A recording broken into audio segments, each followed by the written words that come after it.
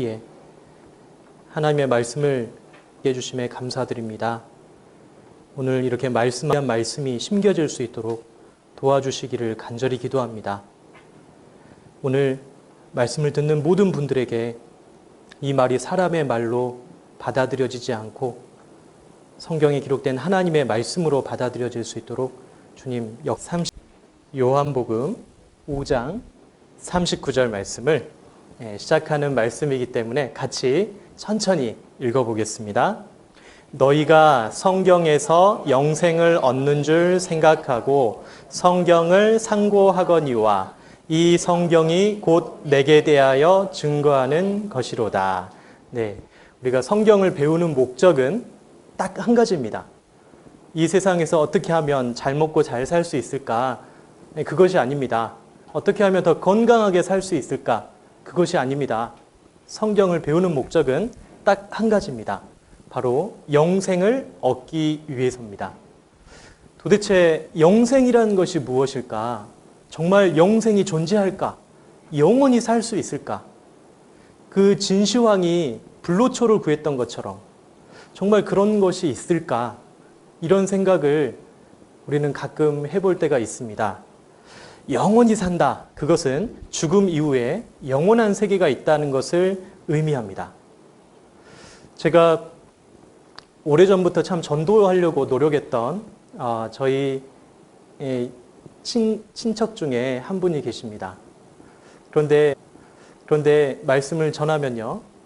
사람이 죽으면 끝이지 무엇이 있다냐? 이렇게 말씀을 하셨습니다. 그런데 얼마 전에 그분의 사랑하는 아들이 먼저 하늘을 떠났습니다. 그리고 나서 제가 장례식에서 그분에게 인사를 드리는데요. 그분이 이렇게 말씀하셨습니다. 좋은 곳에 가서 내 아들이 편히 쉬었으면 좋겠다. 이렇게 말씀을 하셨습니다.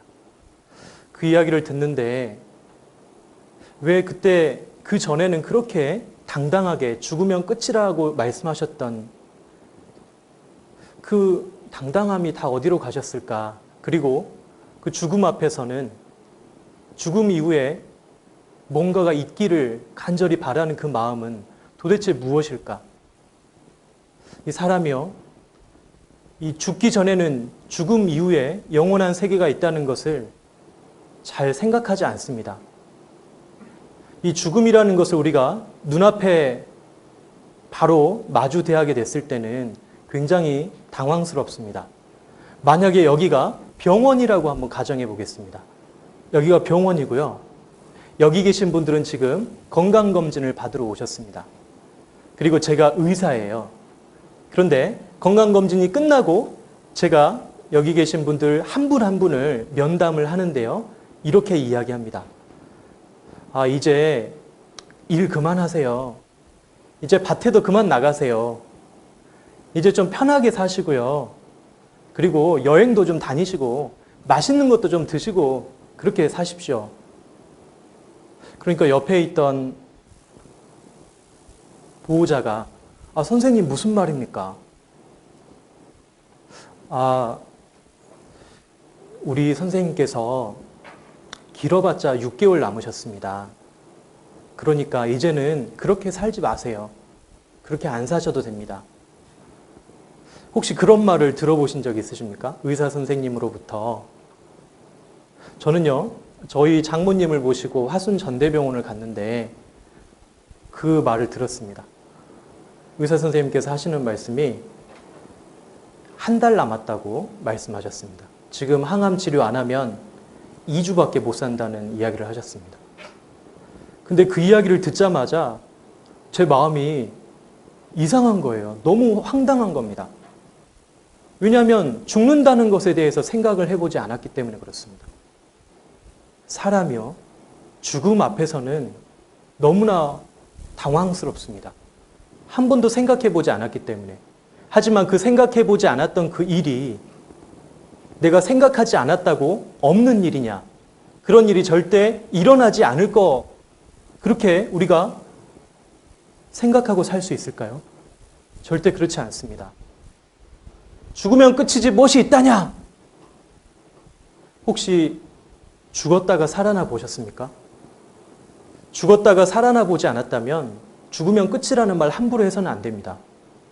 굉장히 무책임한 말입니다. 한 번 죽는 것은 사람에게 정하신 것이요. 그 후에는 심판이 있으리니라고 히브리서 9장 27절에 하나님께서 말씀하셨습니다. 한 번 죽는 것은 사람에게 다 정해져 있습니다. 그런데 그 후에 심판이 있다면, 정말 심판이 있다면 어떻게 하시겠습니까? 여기에 곤총이 한 자루 있다고 가정해 보겠습니다. 이 곤총에 총알이 6발이 들어갑니다. 아시죠? 돌아가는 총알. 그리고 여기에 1억이 쌓여 있다고 가정해 볼게요. 그리고 6발의 총알 중에서 5개를 뺐습니다. 자, 확률은 6분의 1이에요. 돌려서 내 머리에 대고 쏜다. 자, 쐈을 때 총알이 안 나가면 사는 겁니다. 총알이 나가면 죽는 거예요. 자, 총알이 만약에 안 나간다. 그러면 이 1억을 당신이 가져갈 수 있습니다. 하지만 총알이 나가서 죽는다면 게임은 끝입니다. 자, 여기서 나 6분의 1의 확률에 도전해보고 싶습니다 하시는 분 계십니까? 좋습니다. 그러면 금액이 좀 작아서 그러신 것 같은데 100억으로 하겠습니다. 100억. 하지만 확률을 50%로 좀 올려보겠습니다. 총알을 2개 더 넣었어요. 자, 총알은 3개입니다. 6개 중에서 이제 3개예요. 확률은 50%입니다. 100억이에요. 인생 한 방이잖아요. 어떻게 한번 해보시겠습니까? 여러분, 50%의 확률에도요, 사람들 벌벌벌 떱니다. 그런데 사람이 죽으면 끝이다, 아니면 끝이 아니다. 50% 확률입니다. 사람이 암으로 죽을 확률이요, 36%입니다. 그래서 암보험을 들죠. 사람이 교통사고로 죽을 확률이 35%라고 합니다. 운전을 하다가. 근데 그 35%의 확률 때문에 종합보험을 들어요. 책임보험입니다. 그 35%의 확률 때문에 모든 사람이 다 그렇게 하는 거예요. 그런데 죽음은 100%입니다. 여기 계시는 모든 분들에게 죽음이라는 것은 100% 일어나는 일입니다. 그리고 죽음 이후에 영원한 세계가 있냐 없냐, 이거 50%예요. 근데 준비 안 하시겠습니까? 너무나 사는 게 중요하죠. 너무나 급하고요. 그래서 죽음에 대해서 생각을 안 합니다. 제가 왜 이렇게 좋은 날 저녁에 죽음에 대해서 이야기를 하냐면요, 영생 때문에 그렇습니다. 영원히 살고 싶은 사람은 반드시 죽음에 대해서 생각해 봐야 됩니다. 성경에는 지혜로운 자의 마음은 초상집에 있다라고 이야기합니다. 왜 그럴까? 초상집에 가면요, 자신의 삶을 돌아봅니다. 내가 혹시 잘못하고 살지는 않았나? 누군가에게 서운하게 하지는 않았나? 근데 지혜자의 마음이 아니라 우매자의 마음은요, 늘 잔치집에 있다는 겁니다. 우리는 즐겁고 행복하게 살기를 원합니다. 그래서 좋고 즐겁고 재밌는 일을 수시로 찾아다닙니다. 뭐 재밌는 일 없을까? 신나는 일 없을까? 그런데 놀랍게도 그 재밌고 좋은 일을 아무리 찾아다녀봐도요, 마음의 만족이라는 게 없습니다. 술 마시고 노래하고 춤을 춰봐도 마음속엔 하나가득 슬픔뿐이네. 소리도 잘 안 나오네요. 술 마시고 노래하고 춤을 춰봐도, 저는 술 마시고 노래하고 춤을 춰봐도 정말 그렇게 마음에 공허함밖에 없을까? 여기 계시는 저희 부모님을 보면서 느꼈어요. 술 마시고 노래하고 춤을 춰봐도 공허하구나. 왜냐하면 만족이 없거든요. 그런데 우리의 마음의 만족을 누가 줄 수 있을까? 그분은요, 우리를 잘 아시는 분입니다. 제가 정말 좋아하는 그림인데요. 여기 있는 이 항아리 보이십니까? 이게 항아리가 우리입니다, 우리. 저는요, 행복하고 싶고 만족하고 싶고 기쁨을 누리고 싶습니다. 그런데 저는요, 깨진 항아리예요. 그래서 막 채웁니다. 명예나 지식이나 재산, 그리고 자동차, 아파트. 아, 이번에 그 아파트만 당첨되면 나는 평생 행복할 거야. 이렇게 생각하고 아파트 청약을 넣습니다. 그런데요, 그게 오래가지 않습니다. 영국 속담에 이런 말이 있습니다. 하루를 행복하려거든 이발을 하고, 일주일을 행복하려거든 결혼을 하고, 한 달을 행복하려거든 마차를 사고, 한평생, 1년을 행복하려거든 집을 지어라. 이게 무슨 행복이 이렇게 다 유통기한이 있을까요? 무슨 슈퍼에서 사는 우유도 아니고 행복의 기한이 있습니다. 행복이 영원히 지속되지 않습니다. 특히 사람에게는요, 더 그렇습니다. 술과 낚시, 취미, 가정, 이런 것으로 막 갖다 채웁니다. 그런데요, 다 새나가요. 새나갈 때는 이게 허무로 다 빠져나옵니다. 허무하다, 허무하다. 이 깨진 항아리 가득 채우려면 어떻게 해야 될까요? 어떻게 해야 이 깨진 항아리를 가득 채울 수 있을까? 알려드릴까요? 저수지에 던져버리면 됩니다. 저수지에 던져버리면 이 항아리는 항상 물이 방방하게 차 있는 상태로 유지됩니다. 우리의 힘으로는 만족이 없습니다. 우리의 노력으로는 영원한 행복이 없습니다. 그런데 이 세상 모든 천지 만물을 창조하시고 또 사람을 만드신 하나님을 만났을 때, 그때 우리 안에는 만족이 옵니다. 저는 초등학생이 아니라 유치원 때였습니다. 유치원 때였는데 세발 자전거를 타고 라이딩을 떠난 적이 있습니다. 아침에 한 8시쯤에 출발한 것 같습니다. 출발할 때는 한 5명 정도가 같이 출발했습니다. 그래서 자꾸 갔어요. 그때 저희 집이 화정동이었습니다. 점심시간이 지났습니다. 계속 갔습니다. 점심시간 지나니까 같이 갔던 친구들이 다 떨어져 나가더라고요. 그래, 계속 가는 거야. 왜? 지구는 둥그니까 한 바퀴 돌면 우리 집 오겠지. 그리고 계속 갔습니다. 해가 졌습니다. 배가 고파요. 그래서 어떻게 했을까요? 눈에 보이는 식당으로 들어갔습니다. 밥 좀 주세요. 너 혼자 왔냐? 우리 아빠 오실걸요? 그래, 알았다. 그래서 식당 사장님이 밥을 차려주셨습니다. 물 말아주세요. 저는 물 말아야 먹어요. 물 말아 먹습니다. 근데 마음이 불안할까요? 편안할까요? 불안해요. 그러고 있다가 너 집 어디냐? 근데 갑자기 집 전화번호가 생각났습니다. 그리고 집 전화번호를 말씀드렸더니 그 사장님께서 저희 집에 전화를 했는데 저희 아버지께서 전화를 받으시고 오토바이를 타고 오셨어요. 거기가 제 기억에는 송정리 정도 됐었던 것 같습니다. 그러니까 꽤 오랜 시간 세발 자전거로 라이딩을 했잖아요. 근데요, 그 불안했던 제 마음이요, 저희 아버지를 딱 보는데 편안해지는 거예요. 아, 이거구나. 마치 그렇습니다. 우는 어린아이에게 사탕이나 장난감은요, 잠깐의 울음을 멈추게 할 수밖에 없습니다. 하지만 엄마를 만나면 아이는 그 눈물을 그칩니다. 아이에게는 엄마만 있으면 됩니다. 우리는요, 길을 잃어버린 어린아이들과 같습니다. 도대체 내가 왜 살고 있는 걸까? 여러분, 그런 질문 혹시 스스로에게 해보셨습니까? 저는요, 궁금해서 물어봤어요. 아저씨, 죄송한데요, 왜 사셔요? 아주머니, 죄송한데요, 혹시 왜 사세요? 그러면 화냅니다. 네가 뭔디 나한테 왜 사냐 마냐 하냐고. 왜 화를 낼까요? 답을 모르거든요.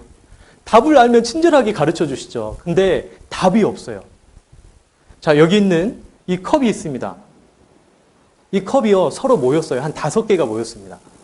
서로 이야기해요. 야, 우리 왜 사냐? 우리 왜 산대? 글쎄, 얘들이 왜 있는지 누가 알까요? 만든 사람이 압니다. 돼지가 7마리가 살았습니다. 그런데 7마리의 돼지 중에 한 마리만 따로 구별해서 안락하게 만들어줬어요. 돼지 우리를. 그리고 하루에 4끼 줬는데 여기만 하루 5끼를 줍니다. 이 돼지가요, 굉장히 행복해하면서 이렇게 이야기합니다. 아, 주인이 나를 사랑하나 봐. 나만 하루에 5끼 주잖아. 아, 저 천한 것들. 근데요, 그 돼지가 왜 그렇게 대우를 받고 있는지 누가 알까요? 주인이 알죠. 이 돼지가 왜 이런 대우를 받고 있는지 누구에게 물어봐야 됩니까? 주인에게 물어봐야 돼요. 주인이 이렇게 이야기합니다. 내년 봄에 우리 큰딸 결혼식이 있거든. 그때 네가 필요해. 돼지는요, 자기가 왜 존재하는지 모릅니다. 사람도요, 왜 우리가 존재할까? 그게 너무 궁금해요. 철학의 역사가 4,000년 정도 됐습니다. 데카르트라는 사람이 그랬어요. 이 세상에 존재하는 모든 것은 목적이 있다. 자, 여기 방에서 목적이 없이 존재하는 거 하나만 찾아보세요. 그러면 제가 제 한 달 용돈 5만 원을 드리겠습니다. 자, 이 방에서 목적이 없이 존재하는 거 하나만 찾아보십시오. 정말요, 이 땅바닥에 떨어져 있는 머리카락 하나도요, 다 목적이 있습니다. 원래 누군가의 머리에 붙어 있었어야 돼요. 근데요, 사람만이 자기의 목적을 몰라요. 사람에겐 영혼이 있습니다. 사람은 이 육신이 다가 아니에요. 사람에게 영혼이 있기 때문에 이 영혼을 만족시키지 못하면 행복이라는 게 찾아오지 않습니다. 진짜 행복하고 싶으십니까? 그러면 하나님을 알고 영생을 얻어야 됩니다. 정말로 행복해질 수 있습니다. 성경에는요, 전도서에 이렇게 기록되어 있습니다. 전도자가 가로되 헛되고 헛되며 헛되고 헛되니 모든 것이 헛되도다. 솔로몬이라는 왕 아십니까? 다윗의 아들. 이 솔로몬이라는 왕이 말년에 기록했던 성경, 바로 전도서입니다. 근데 헛되다는 말을 한 절 안에 5번이나 하고 있어요. 세상에 무엇이 그렇게 헛되다냐? 시편에 보면요, 이런 말씀이 있습니다. 여호와여, 사람이 무엇이고 한데 주께서 저를 알아주시며 인생이 무엇이고 한데 저를 생각하시나이까? 사람은 헛것 같고 그의 날은 지나가는 그림자 같으니이다. 왜 사람을 그림자 같다고 하지? 인사, 유명, 호사, 유피라고 하는데 뭐 호랑이는 죽어서 가죽을 남기고 사람은 죽어서 이름을 남기면 되잖아. 자, 좋습니다. 이름 남기고요, 업적을 남긴다고 해봅시다. 그게 본인한테 뭐가 유익합니까? 그게 무슨 쓸모가 있습니까? 아무 쓸모 없습니다. 진짜 내 영혼, 나라는 사람, 제 이름은요, 정정우입니다. 제가 남들보다 뭐가 많죠? 정이 많죠. 자, 이렇게 외우시면 쉽습니다. 정정우. 정이 많은 전도사, 정정우 전사. 여기 정이 많은 어머니 정정의 어머님도 계셔요. 네. 손 한번 들어보세요. 네. 감사합니다. 네. 여기 앉아 계셔요. 네. 자, 정정우라는 사람은요, 이 안에 정정우의 영혼이 들어있어요. 요거는 몸집입니다. 몸집은 어떻습니까? 나중에 낡아요. 집은 다 낡습니다. 낡아버려요. 시골에요, 사람이 안 사는 집은요, 얼마 안 가서 낡아서 허물어집니다. 왜 그러지? 빈집이거든요. 빈집은 무섭습니다. 여러분들이 정말로 사랑하는 여러분들의 자녀나 배우자, 그런데 죽었어요. 빈집이 됐어요. 이 안에 영혼이 빠져나갔습니다. 그러면 껴안고 잘 수 있습니까? 너무 무섭습니다. 빈집은 무서워요. 영혼이 빠져나간 이 몸집은요, 껍데기에 불과합니다. 나의 이 가죽, 이것이 썩은 후에 내가 육체 밖에서 하나님을 보리라. 이 가죽이 썩는답니다. 그런데 나라는 존재가 이 몸에서 빠져나와서 하나님을 만난다는 거예요. 이거 너무 기가 막힌 일 아닙니까? 이런 내용이었어, 성경이? 성경이 이런 내용입니다. 하나님은요, 우리의 영혼에 관심이 있어요. 운동장에서 수십 명의 아이들이 뛰어놀고 있습니다. 그런데 저희 아이가 하나 포함되어 있어요.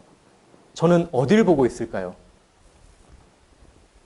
운동 잘하는 아이? 아닙니다. 저희 아이를 보고 있습니다. 왜일까요? 저희 딸이 저희 아내에게 이렇게 이야기합니다. 엄마는 왜 나를 사랑해? 근데 저희 아내가 큰애에게 이렇게 이야기합니다. 네가 내 딸이잖아. 딸인데 왜 사랑할까요? 왜 저희 부모님 저를 사랑하실까요? 왜 저는 저희 자녀들을 사랑할까요? 아니, 옆집에 더 공부 잘하는 애도 있어요. 더 운동도 잘하고 공부도 잘하고. 근데요, 그 아이보다는 내 아이를 더 사랑합니다. 왜일까요? 닮았거든요. 내 새끼니까. 내 새끼니까 사랑합니다. 하나님은 왜 우리를 사랑하실까요? 하나님이 우리를 사랑하시는 이유가 있습니다. 이 안에 들어있는 내 영혼, 하나님이 사람을 창조하실 때 이 몸을 흙으로 만드시고 그 안에 하나님의 형상을 닮은 영혼을 넣었다고 하셨습니다. 하나님의 보시기에 좋았더라. 이 안에 하나님의 형상인 영혼이 들어있습니다. 하나님이 왜 나를 사랑하실까? 왜 나를 사랑하신다고 하지? 하나님이 세상을 이처럼 사랑하사 독생자를 주셨으니 이는 누구든지 저를 믿는 자마다 멸망치 않고 영생을 얻게 하려 하심이라. 왜 세상을 이처럼 사랑했다라고 이야기할까? 그 이유를 이번 주간 배워보는 겁니다. 성경에 보면요, 우리의 연수가 70이요 강건하면 80이라고 되어 있습니다. 그 연수의 자랑은 수고와 슬픔뿐이다. 아니, 무슨 인생의 수고와 슬픔뿐이야. 좋은 시간도 있지. 그런데요, 이 시간 많은 사람들이 한번 체크를 해봤습니다. 인생을 어떻게 보냈는지. 나의 인생을 80년으로 계산해 본다면 잠자는데 26년을 쓴답니다. 인생의 80년 중에 3분의 1이 좀 안 되는 시간을 잠자는 데 쓴다는 거예요. 그리고 일하는 데 25년을 씁니다. 밥 먹는 데 6년, 슬픔과 근심과 걱정을 하는데 5년 씁니다. 5년. 홀로 낭비한 시간도 5년이고요. 그리고 세수하는 데 2년. 저 같은 사람은 넥타이 매는데 몇 년 쓸까요? 넥타이 매는데 2년 쓴답니다. 2년. 그리고 우리 여성분들은 화장하는 데 시간이 얼마나 걸릴까요? 인생 총 시간 중에서. 그것도 몇 년 되겠죠. 넥타이 매는 시간보다 많지 않을까요? 6년 걸린답니다.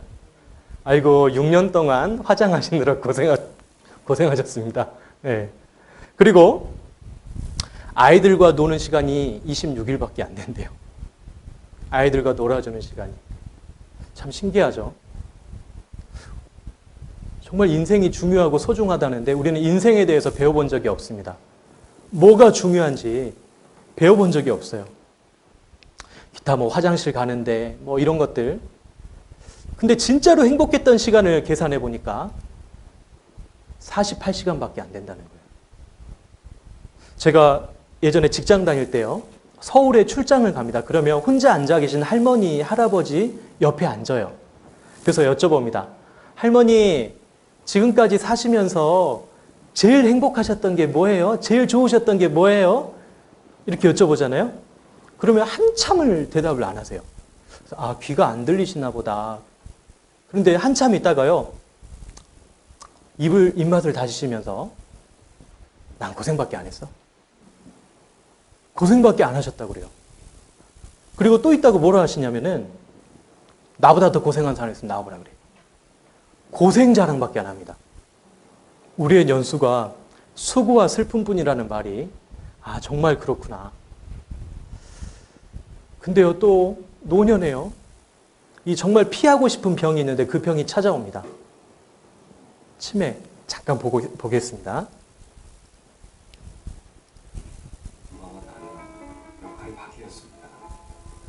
저희 어머니는 5살 먹고 3살 먹은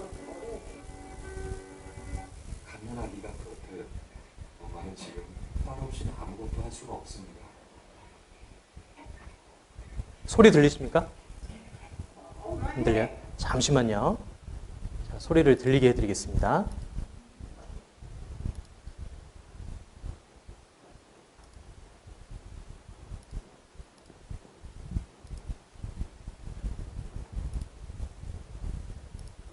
엄마가 들리세요?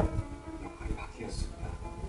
예. 저희 어머니는 5살도 아니고 3살 먹은 어른이에요.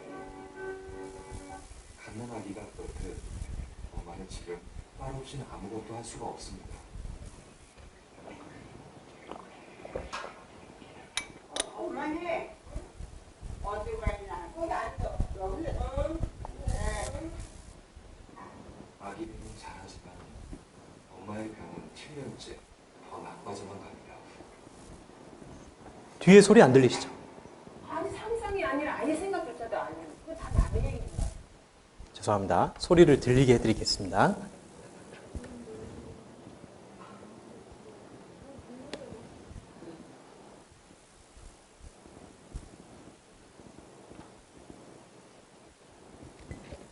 저희 아이들입니다.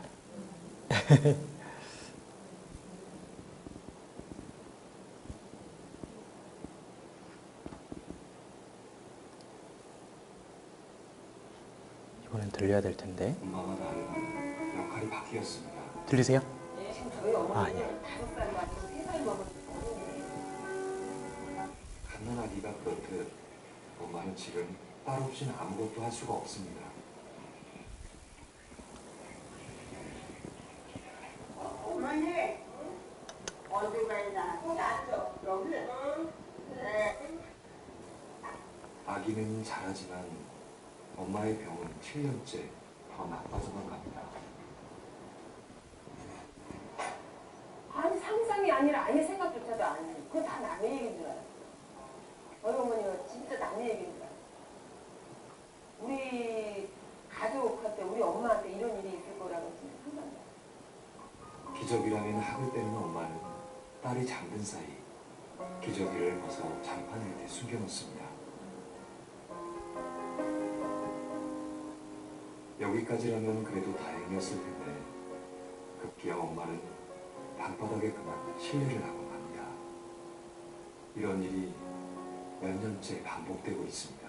변기통에다가 세수하시고 거기는 물로 가글을 하시고 변기통에 있는 물로 지금도 그래요. 지금은 뭐 다 말할 거 국물을 드시니까. 의학원 생각도 안 해본 건 아니지만 한 달에 60만 원은 경제적으로도 큰 부담이었습니다.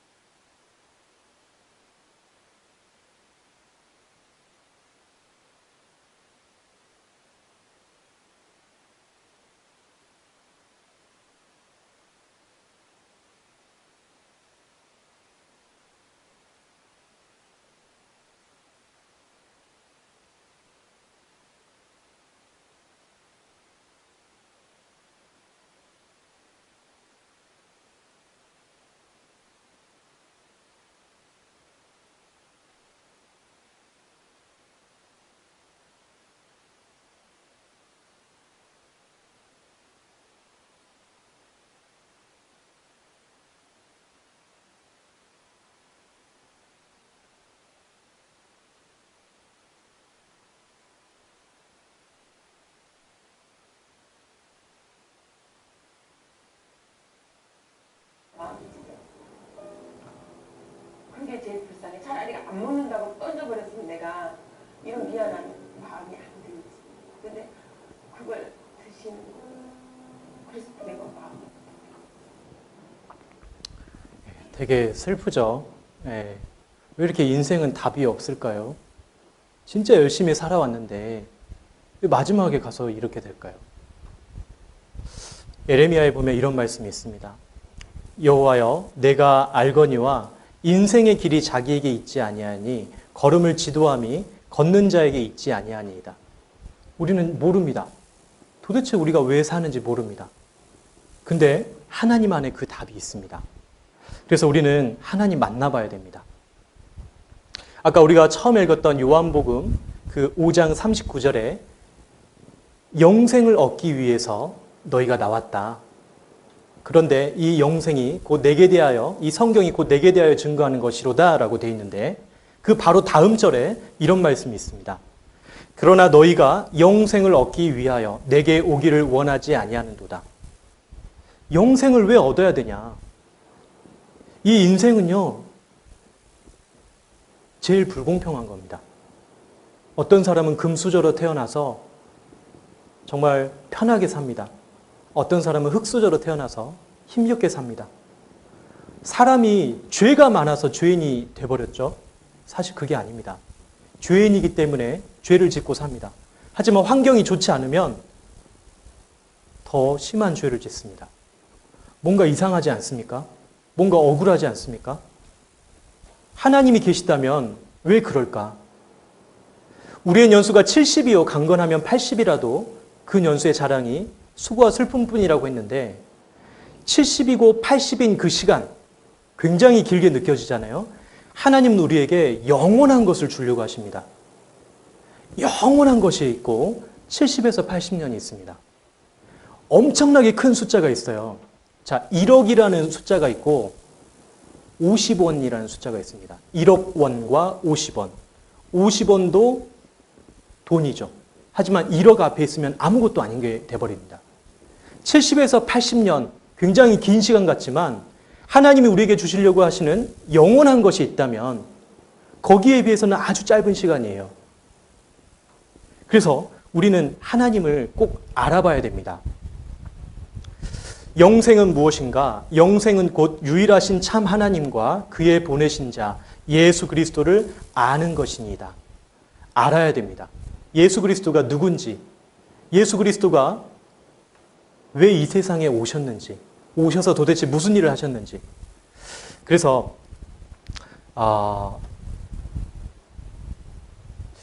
이 5일간의 핵심을 제가 한번 말씀드리겠습니다. 그게 뭐냐? 영생을 얻기 위해서, 다른 말로 하면은 천국에 가기 위해서 어떻게 해야 되는가? 천국에 가려면요, 여러분 어떻게 해야 천국에 들어갈 수 있을까요? 이게 없어야 됩니다. 죄가 없어야 돼요. 죄가 없어야 되는데 죄를 어떻게 하면 없앨 수 있을까요? 착한 일을 많이 하면 될까요? 교회 열심히 다니면 될까요? 헌금을 하면 될까요?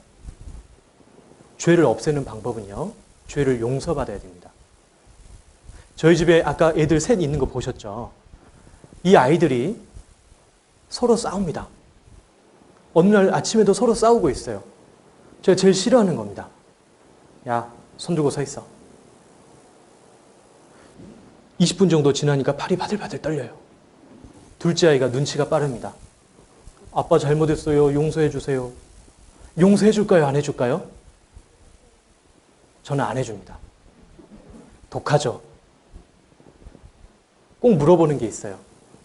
뭐 잘못했어? 이거 물어봅니다. 왜냐하면 본인이 뭘 잘못했는지 알아야 용서받을 수 있기 때문에 그렇죠. 그랬더니 이 아이가 그렇습니다. 누나랑 동생이랑 싸우지 말라 그랬는데 싸웠어요. 다음부터 안 싸울 테니까 용서해 주세요. 이 아이가 다음에 안 싸운다는 걸 제가 믿을 수 있을까요? 근데 용서해 줍니다. 자기의 잘못을 인정하기 때문에. 그 이야기를 듣고 있던 옆에 큰아이가요, 아, 저것이 복음이구나 하고 깨달았어요. 이렇게 하면 용서받을 수 있구나 하고, 아빠 저도 잘못했어요. 용서해 주세요. 너는 뭐 잘못했냐? 동생들하고 싸우면 안 되는데 싸웠어요. 다음부터 안 싸울 테니까 용서해 주세요. 용서해 줄까요? 안 해줄까요? 해주죠. 그때 5살짜리 막내가, 아빠 저도 용서해 주세요. 너는 뭐 잘못했냐? 아, 몰라요. 왜 누나하고 형은 손 내리라고 하는데 저만 들고 있으라고 하세요. 저도 용서해 주세요. 용서해 줄 수 있을까요? 이거 용서해 주면 큰일 납니다. 왜냐하면 나중에는요, 소리 지르면 용서 받을 수 있다고 그렇게 생각해요. 그래서 5분 동안 더 벌을 세워놓고 뭘 잘못했는지 알려줬어요. 그랬더니 다음부터 그렇게 하지 않겠다고 이야기합니다. 바로 그게 뭡니까? 그게 바로 회개입니다. 회개. 이 죄의 용서를 받으려면 내가 죄인이구나라는 걸 깨달아야 돼요. 하나님이 우리에게 우리의 죄를 깨닫게 하기 위해서 출애굽기 20장에 10계명을 주셨죠. 성경책 맨 뒤에 보면 10계명이 있습니다. 제가 읽어볼까요? 너는 나 외에는 다른 신들을 내게 있게 말라. 우상을 섬기지 마라. 하나님의 이름을 망령되이 일컫지 마라. 안식일을 기억하여 거룩히 지켜라. 여기까지는 사람이 하나님께 지켜야 되는 법입니다. 그 다음부터는 사람과 사람 사이에 해서는 안 되는 것들이 있어요. 5번째 계명이 내 부모를 공경하라. 6번째 살인하지 말라. 7번째 간음하지 말라. 8번째 도둑질하지 말라. 9번째 거짓말하지 말라. 10번째 탐내지 말라. 자, 이 10계명을 왜 주셨을까요? 지키라고 주셨을까요? 너 죄 있는 거 알아라고 주셨을까요? 그렇죠. 죄 있는 거 알아라. 왜? 죄 있는 걸 알아야 네가 회개할 거 아니냐. 아, 내가 죄인이구나. 근데 중요한 게 있습니다. 근데 왜 내가 죄 지은 걸 하나님한테 용서받아야 돼? 예를 들어서 제가 여기 앞에 있는 우리 자매님을 미워했어요. 와, 나보다 피부 더 좋아. 막 얼굴에서 막 마음에서 미워했습니다. 미워하는 것은 살인하는 죄라 그랬습니다. 그리고 막 소심하게 해코지했어요. 자, 이거 죄 지었죠. 그러면 제가 저분한테 용서받아야지 왜 하나님께 용서를 받아야 될까요? 첫째는 천국은 하나님의 나라이기 때문에 그렇습니다. 그리고 두 번째 너무나 중요한 사실인데요. 이 세상의 모든 만물을 하나님께서 만드셨기 때문에 그래요. 자, 잘 생각해 보십시오. 길을 가고 있는데 조카를 데리고 가고 있어요. 근데 어떤 큰 개가 와서 내 조카를 물려고 합니다. 막대기를 집어가지고 때렸어요. 이 개가 기절해버렸어요. 근데 저기서 그 개 주인이 와서 막 강아지를 붙잡고 있습니다. 그러면 저는 이 개한테 미안하다고 해야 될까요? 주인한테 미안하다고 해야 될까요? 주인한테 미안하다고 해야 되죠. 왜냐하면 이 개의 소유권이 주인한테 있기 때문에 그렇습니다. 진짜로 천지를 만드신 분이 하나님이시라면, 사람을 만드신 분이 하나님이시라면 내가 짓는 죄가 하나님 앞에 짓는 죄라는 거예요. 성경을 좀 아시는 분들은 다윗이라는 왕을 아실 겁니다. 다윗이라는 왕은 우리아의 아내 밧세바를 범했어요. 간음죄를 지었죠. 그리고 그게 들통날까 봐 그 남편 우리아 장군을 죽여버렸습니다. 살인죄를 지었죠. 그런데 나단이라는 선지자가 와서 그 죄를 지적했습니다. 그랬더니 이 다윗이 회개하는 모습이 나오는데 그게 시편 51편에 기록되어 있습니다. 근데 거기에 보면요, 이런 내용이 나와 있어요. 내가 하나님께만 범죄하여 주께서 의롭다 하실 때 의롭다함을 얻는다. 이런 내용이 기록되어 있습니다. 아니, 무슨 다윗이 하나님께만 범죄해. 우리아를 죽였고 밧세바를 범했는데 이게 말이 돼? 요셉이라는 사람도 그랬습니다. 군대 장관 보디발이라는 사람이 있는데 그 보디발의 아내가 요셉과 같이 동침하자고 했어요. 요셉은요, 옷을 벗어던지고 도망치면서 이렇게 외쳤습니다. 내가 어찌 이 큰 악을 행하여 하나님께 득죄하리까? 뭐요? 아니, 요셉이 보디발의 아내와 동침하면 보디발한테 잘못한 거지 무슨 하나님께 잘못한 거야? 그런데요, 진짜로 하나님이 계시다는 걸 믿는다면, 진짜로 이 세상 모든 만물을 하나님께서 만드셨다라는 게 마음에 의심 없이 믿어진다면 내가 짓는 모든 죄가 하나님 앞에 짓는 죄라는 걸 인정하게 됩니다.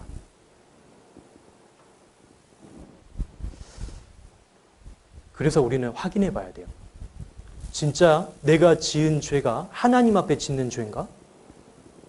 진짜 나를 만드신 분이 하나님이신가? 저는 중학교 3학년 때 이 말씀 처음 들었습니다. 그 전까지는요, 저희 어머니께서 저를 만드셨다고 저는 믿었어요. 제가 중학교 2학년 때 저희 어머니께 클레임을 걸었습니다. 엄마, 나를 만들려면 좀 제대로 만들지 왜 눈썹을 반밖에 안 만들었어? 그랬더니 저희 어머니 하시는 말씀이 내가 네 안 만들었다. 네가 내 뱃속에 언제 들어온지도 몰랐고 네가 남자인지 여자인지도 난 몰랐다. 네가 생겼으니까 낳았지 내가 너를 만들었겠냐? 우리 엄마가 나 안 만드셨네? 이 세상 저절로 된 게 있습니까? 이 세상에 저절로 된 건 아무것도 없습니다. 저절로 됐다는 말이 제일 무책임한 말이에요. 이거 누가 그랬어? 몰라요. 저절로 그랬어요. 정말 무책임한 말입니다. 반드시 원인이라는 게 있잖아요. 그래서 우리는 하나님이 어떤 분인지 알아봐야 돼요. 무엇을 통해서? 성경을 통해서. 성경에 나와 있는 이 하나님, 만물을 통해서 이게 저절로 됐는가? 누군가 정말 만들었는가? 또 역사를 통해서 확인해 볼 수 있습니다. 왜냐하면 이 성경은요, 기독교 경전이 아닙니다. 모든 종교는 종교가 생기고 난 다음에 경전이 만들어지는데 이 성경은요, 성경이 먼저 있고 나서 기독교, 천주교 만들어졌습니다. 이 기독교 안에도 많은 종파가 나뉘어져 있죠. 성경은 하나입니다. 그래서 이 성경을 배워보면 하나님이 어떤 분인지 알 수 있어요. 누구나 다 쉽게 이해할 수 있습니다. 그래서 이사야 성경에 보면요. 나 여호와가 말하노라 너희는 나의 증인 나의 종으로 택함을 입었나니 이는 너희로 나를 알고 믿으며 나를 알고 믿으라고 있습니다. 모르고 믿으라고 한 게 아니에요. 제 왼쪽 뒷주머니에 얼마가 있습니까? 그죠? 믿음이 생기셨죠? 5만 원. 자, 다시 한번 보여드릴게요. 5만 원밖에 없습니다. 제 왼쪽 뒷주머니는 5만 원이 있어요. 자, 이거 믿어지십니까? 어떻게 그렇게 믿음이 좋으세요? 보셨으니까. 믿음이라는 것은 증거를 뛰어넘을 수 없습니다. 반드시 증거가 있어야 믿어지는 거예요.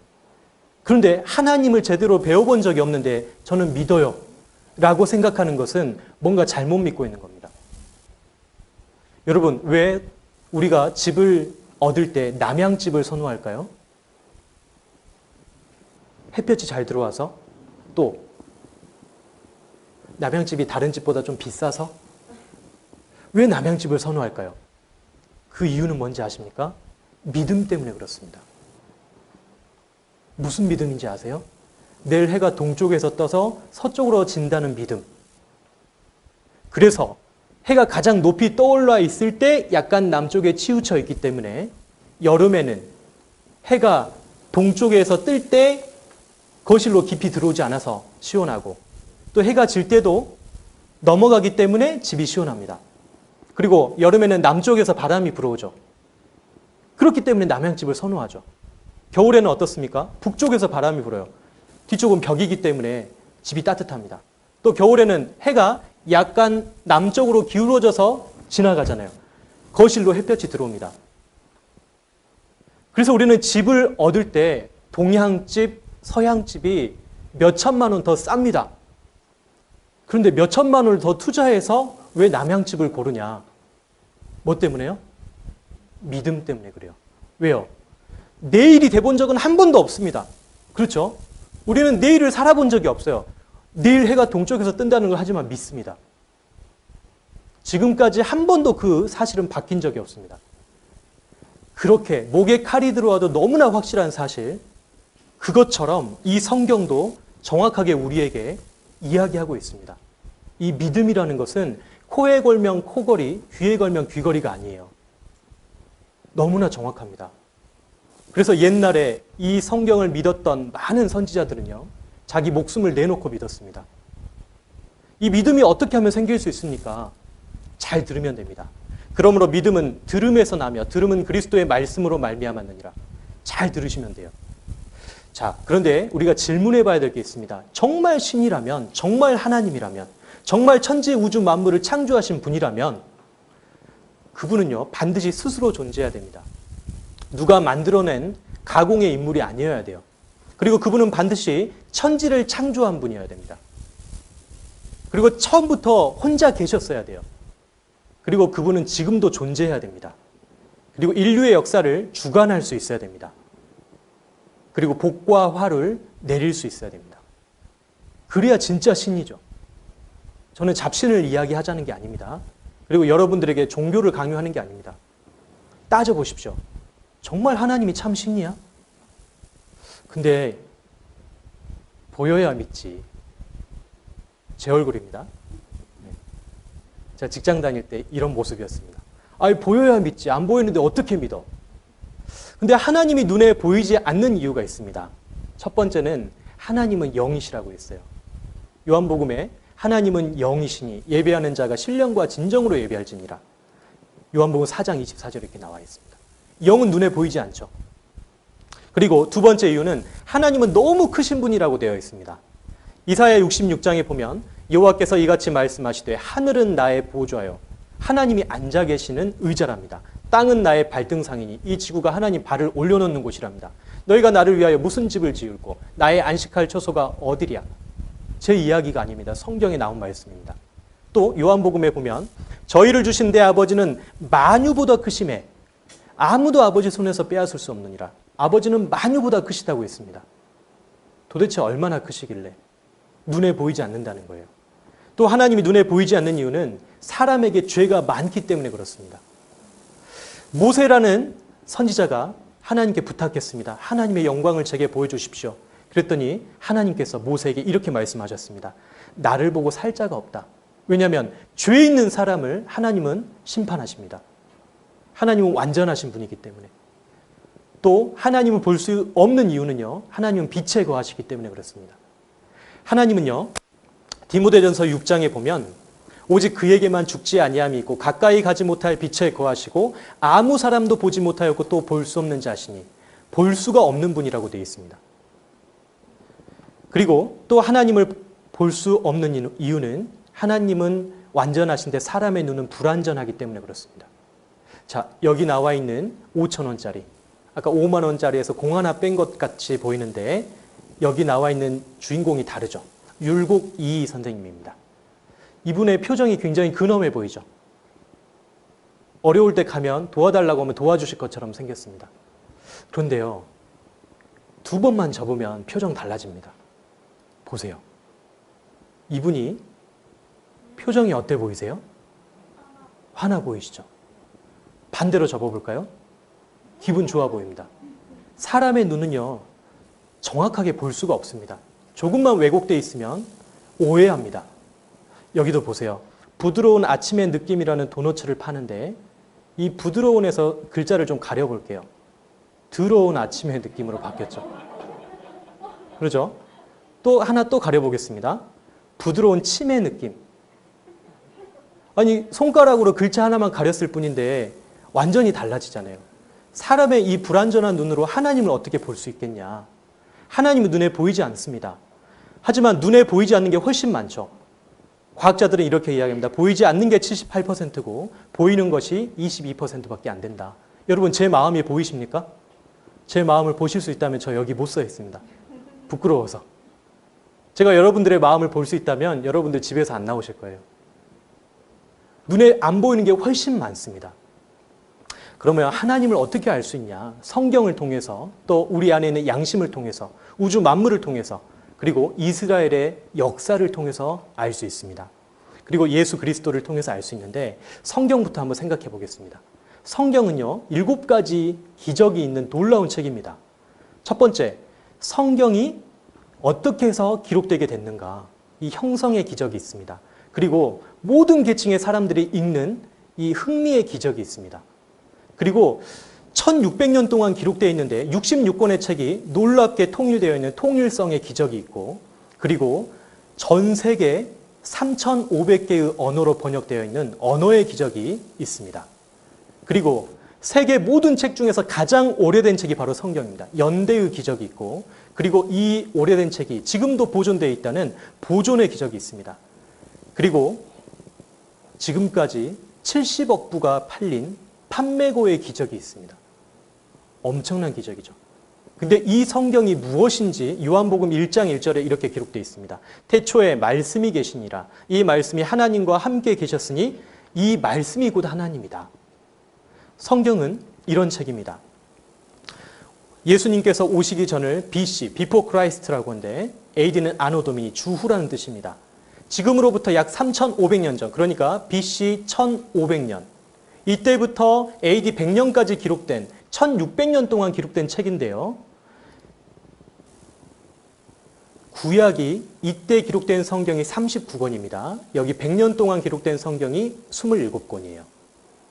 기자들은 총 40명, 받아 적었기 때문에 기자라고 하죠. 불러주신 분은 하나님입니다. 저자는 하나님이셔요. 하나님께서 말씀하셨다라는 내용이 3,800번 이상 나옵니다. 그래서 성령의 감동하심을 입은 사람들이 하나님께 받아서 말했다. 받아서 말했다. 받아쓰기 했다는 말입니다. 여러분, 받아쓰기 100점 맞는 방법 아세요? 절대 창작하면 안 됩니다. 받아쓰기 100점 맞으려면 불러준 대로 써야 됩니다. 성경은 받아쓴 책입니다. 예레미야 성경도 이 모든 말을 책에 기록하라. 에스겔 성경도 여호와의 말씀이 부시 아들 제사장 나 에스겔에게 특별히 임하고, 아모스 성경도 아모스가 이스라엘에 대하여 묵시받은 말씀이라. 호세아 성경도 호세아에게 임한 여호와의 말씀이라. 요나 성경도 여호와의 말씀이 아미떼 아들 요나에게 임하니라. 미가서도 미가에게 임한 여호와의 말씀. 하나님께서 다 말씀하셨다는 겁니다. 에스겔 성경에 보면요, 하나님께서 가라사대라는 표현을 계속 쓰고 있습니다. 가라사대라는 말은 말씀하시기를 이라는 뜻입니다. 가라사대 게임 있는 거 아세요? 가라사대라고 제가 붙이고 말하면 그대로 하시면 됩니다. 가라사대를 안 붙이고 말하면 하시면 안 돼요. 자, 한번 해보겠습니다. 자, 가라사대 오른손 들어보세요. 왼손 들어보세요. 왼손 들면 안 돼요. 왜? 가라사대 안 했으니까. 네. 자, 룰을 잊어버리시면 안 됩니다. 자, 오른손 들고 계셔야 되겠죠. 자, 반짝반짝 하시면 안 되죠. 왜? 가라사대 안 붙였으니까. 네. 자, 가라사대 왼손도 들어보세요. 박수 3번 시작! 네, 치면 안 되겠죠. 왜? 가라사대를 안 했기 때문에. 자, 여기까지 하겠습니다. 가라사대라는 말이 그렇게 중요합니다. 하나님께서 말씀하시기를, 하나님께서 말씀하신 것을 그대로 받아 적었다. 이게 바로 성경입니다. 근데 이 성경은요, 하나님과 예수님에 대해서 이야기하고 있습니다. 하나님과 예수님, 그분이 어떻게 하셨는가. 이 성경은 역사 과학적으로 오류가 없는 책이라고 되어 있습니다. 여기 보시면요, 성경에 전혀 오류가 없다고 할 때에는 역사와 과학 면에서도 전혀 오류가 없다는 것을 포함한다. 고고학적인 발굴을 통해서 증명되는데 진화론도 가설에 지나지 않는다. 자, 진화론을 증명할 수가 없습니다. 중간 화석이 없기 때문에. 하지만 성경은요, 증거가 됩니다. 고고학이기 때문에. 역사를 따라가서 그곳을 파보면 성경에 기록된 대로 그 일들이 있었습니다. 이 성경에 손을 얹고 미국의 대통령들이 선서를 하죠. 미국의 43대 대통령 조지 워커 부시 대통령입니다. 성경에 손을 얹고 선서하고 있습니다. 44대 대통령 오바마, 45대 트럼프, 그리고 46대 조 바이든까지 다 성경에 취임 선서를 할 때 손을 올리고 선서합니다. 나는 미국 대통령의 직무를 성실히 수행하고 최선을 다해 헌법을 준수하고 지킬 것을 엄숙히 맹세하는데 왜 성경에 손을 얹고 선서할까요? 그만큼 권위가 있는 책입니다. 지구촌에 2377개 언어로 번역되어 있다고 2005년 국민일보에 나왔지만 지금은 3500개 언어로 번역되어 있습니다. 우리나라에도 성경이 들어왔습니다. 1882년에 누가복음이라는 신약 성경이 번역됐고 1887년에 신약 전서가 번역됐습니다. 그리고 1911년에 신약 성경과 구약 성경이 함께 다 번역이 됐습니다. 그래서 우리는 이 여호와의 책을 자세히 읽어봐야 됩니다. 왜냐하면 하나님이 어떤 분이신지 확인해 보기 위해서. 창세기 1장 1절에 이 성경에서 가장 하나님께서 우리에게 해주시고 싶었던 말씀, 첫 번째 구절이 바로 창세기 1장 1절인데 이렇게 되어 있습니다. 태초에 하나님이 천지를 창조하시니라. 아니, 이 두꺼운 책에 가장 먼저 하신 말씀이 하나님이 천지를 창조하셨다네. 도대체 그게 무슨 의미일까? 이런 겁니다.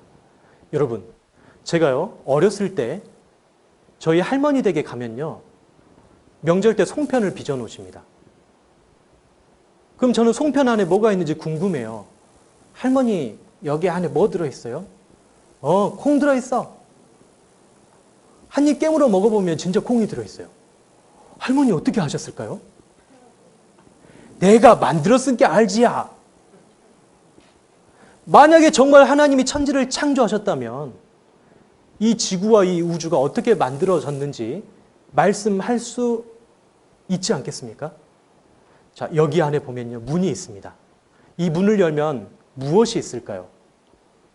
아무도 모릅니다. 이거 맞추시면 5만 원 드립니다. 한번 찍어보시겠습니까? 이거 열면요. 한 아이가 벌을 받고 있어요. 소파에서 머리를 받고 있습니다. 저는 어떻게 할까요? 제가 만들었으니까요. 만든 사람은 압니다. 그런데 성경에 보면 이런 말씀이 있습니다. 집마다 지은이가 있으니 만물을 지으신 이는 하나님이시니라. 집마다 지은이가 있죠. 새 집은 누가 짓습니까? 새가 짓죠. 개집은 누가 짓습니까? 안 속으시네요. 개집을 개가 짓는다고 하면 안 되겠죠. 개집은 사람이 짓습니다. 근데 집마다 지은이가 있다. 만물을 지으신 이는 하나님이시니라. 그 창조의 증거를 한번 생각해 보겠습니다. 성경에 창세기와 욥기와 시편이라는 성경이 있는데 지금으로부터 3,500년 전에 기록된 성경입니다. 이 3,500년 전에 기록된 성경에 어떤 내용이 기록되어 있냐? 바로 이런 내용입니다. 지구가 둥글다. 물이 순환한다. 그리고 세균이 있기 때문에 손을 잘 씻어야 된다. 그리고 바다에 길이 있고 지하에 불이 끓고 있다. 땅이 원래 하나였는데 5대양 6대주로 나눠졌다. 태양이 공전한다. 북편 하늘에 허공이 있다. 블랙홀이 있다. 삼성과 묘성이 있다.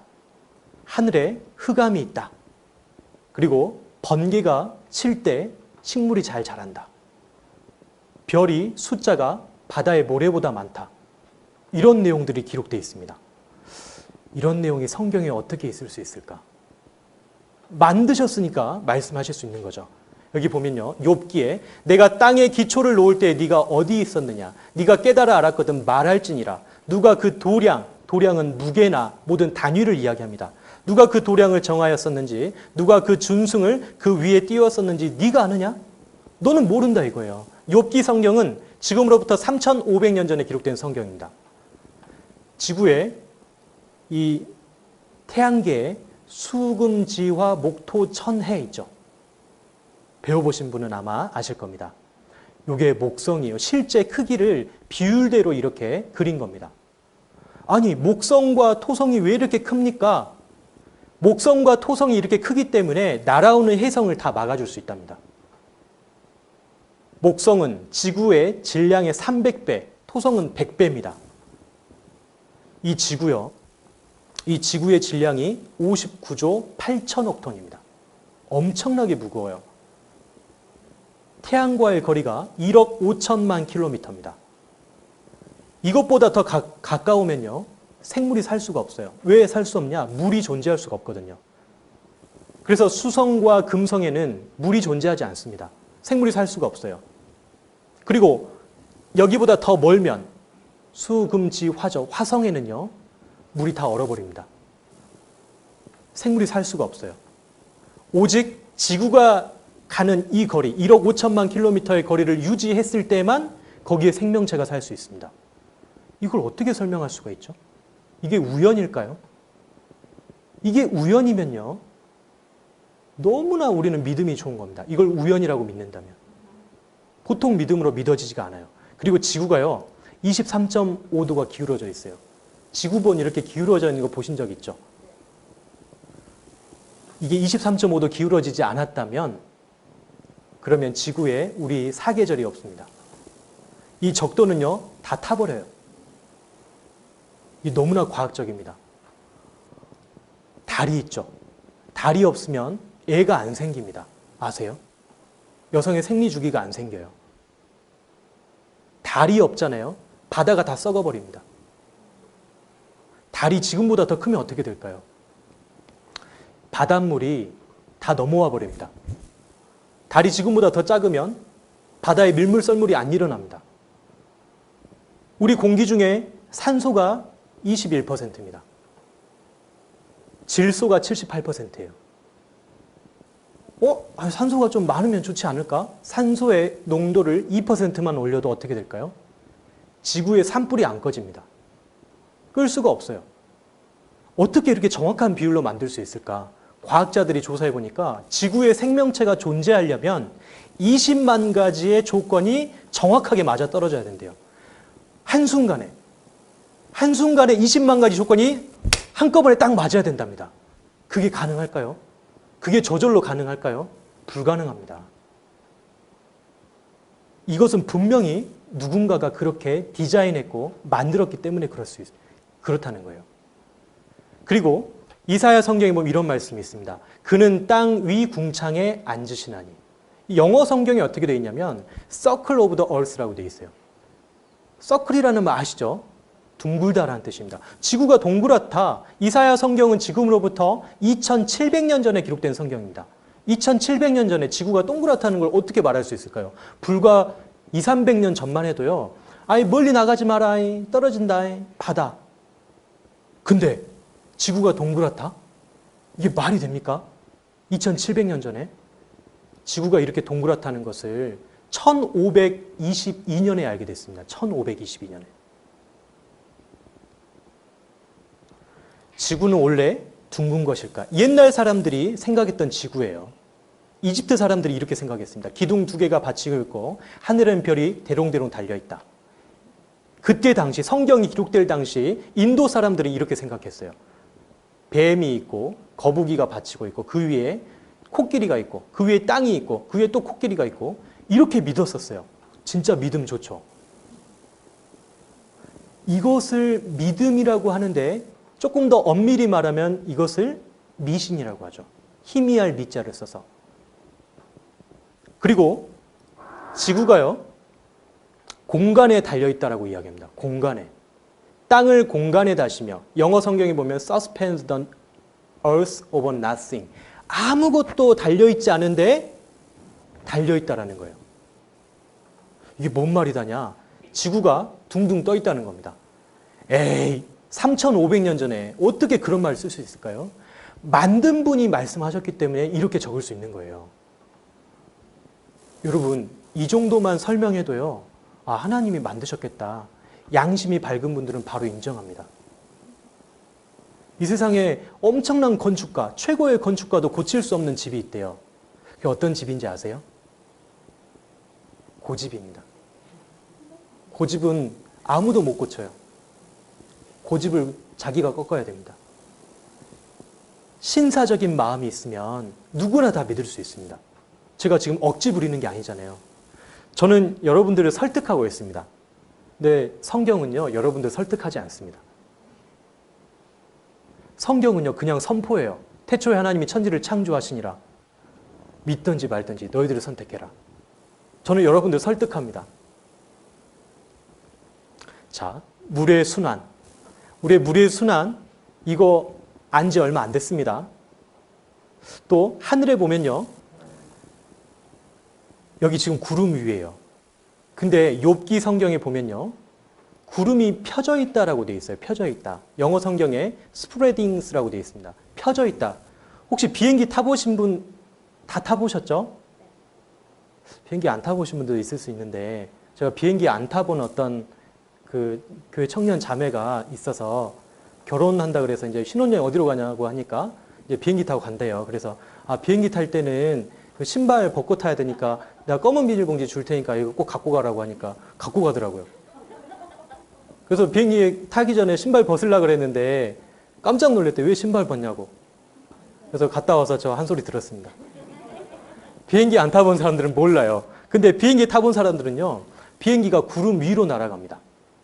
근데 이상하게 구름이 이렇게 양탄자 깔려있듯이 쭉 깔려있잖아요. 근데 어떻게 3500년 전 성경에는 구름이 펴져 있다고 이야기할 수 있을까요? 구름 위로 누가 올라가 봤을까요? 아니에요. 만드신 분이 아니면 절대 이렇게 말 못합니다. 대기의 순환, 우리 초등학교 교과서입니다. 4학년 1학기. 수증기가 올라가서 이것이 구름이 돼서 이게 땅에 쏟아지는 게 비고 이게 흘러내려가는 게 냇물, 강물이 되고 다시 바다로 돌아간다. 이거 1600년대에 사람들이 깨달은 겁니다. 확인한 거예요. 물이 순환한다는 것을. 근데 성경에는요. 그런 내용이 3500년 전에 기록되어 있습니다. 그가 물을 가늘게 이끌어 올리신 즉 그것이 안개 되어 비를 이루고 욥기 36장 27절 말씀입니다. 구름에 비가 가득하면 땅에 쏟아지며. 와, 어떻게 이런 말을 할 수 있을까? 그것이 공중에서 내려 사람 위에 쏟아지느니라. 이게 비죠. 물은 돌을 닳게 하고 넘치는 물은 땅의 티끌을 씻어버리나이다. 강물이에요. 모든 강물은 다 바다로 흐르되 바다를 채우지 못한다. 바다가 넘칠 것 같은데 안 넘치잖아요. 왜? 또 증발하니까. 그런데 이걸 누가 합니까? 누가 이렇게 합니까? 아모스 9장에 보면요. 바닷물을 불러 지면에 쏟으시는 자니 그 이름은 여호와시니라. 여호와가 누굽니까? 아마 이번 주 한 주간 성경 강연에 다 듣고 나서 제가 질문하면은 답 못하시는 분들이 있을 겁니다. 근데 여호와가 누구요? 여호와는요, 하나님의 이름입니다. 제 이름은요, 정정우. 하나님의 이름은 여호와 하나님. 스스로 계시는 분. 이런 뜻입니다. 자, 그리고요, 번개에 대해서 좀 설명드리겠습니다. 욥기 36장에 보면 그가 번개 빛으로 자기의 사면에 두르시며 바다 밑도 가리우시며 이런 것들로 만민을 징벌하시며 이런 것들로 식물을 풍비해 주시느니라. 아니, 번개 치면 사람들이 두려워서 벌벌 떠는 건 이해하겠어요. 실제로 번개 맞는 것을 옆에서 본 사람은요, 공포가 생겨버립니다. 밖에 못 나와요, 번개 칠 때. 어디에 맞을지 모릅니다. 아니, 번개 맞으면 죽지 무슨 식물이 잘 자라. 근데요, 번개가요, 생명체의 최대 질소원이래요. 아까 제가 공기 중에 질소가 몇 %라고 말씀드렸습니까? 78%. 이 78%의 질소에 번개가 꽉 맞으면 번개와 산소가 결합합니다. 이산화질소가 돼요. 이게 비하고 섞여서 내려오면 질산비료가 됩니다. 이렇게 되는 거예요. 농사 지으신 분들은 비료를 꼭 뿌리잖아요. 이거 안 뿌리면 안 자란대요. 그게 바로 하나님께서 주시는 천연 비료입니다. 영상 잠깐 보겠습니다. 식물을 인공적으로 재배하려면 많은 공부가 필요하고 손도 많이 갑니다. 그런데 자연에서는 관리하는 사람이 없이도 식물이 정말 잘 자랍니다. 왜일까요? 그래서 오늘은 지상의 모든 식물에 비료를 뿌려주는 하늘의 농부인 번개에 대해 이야기해 보려고 합니다. 지구 대기의 78%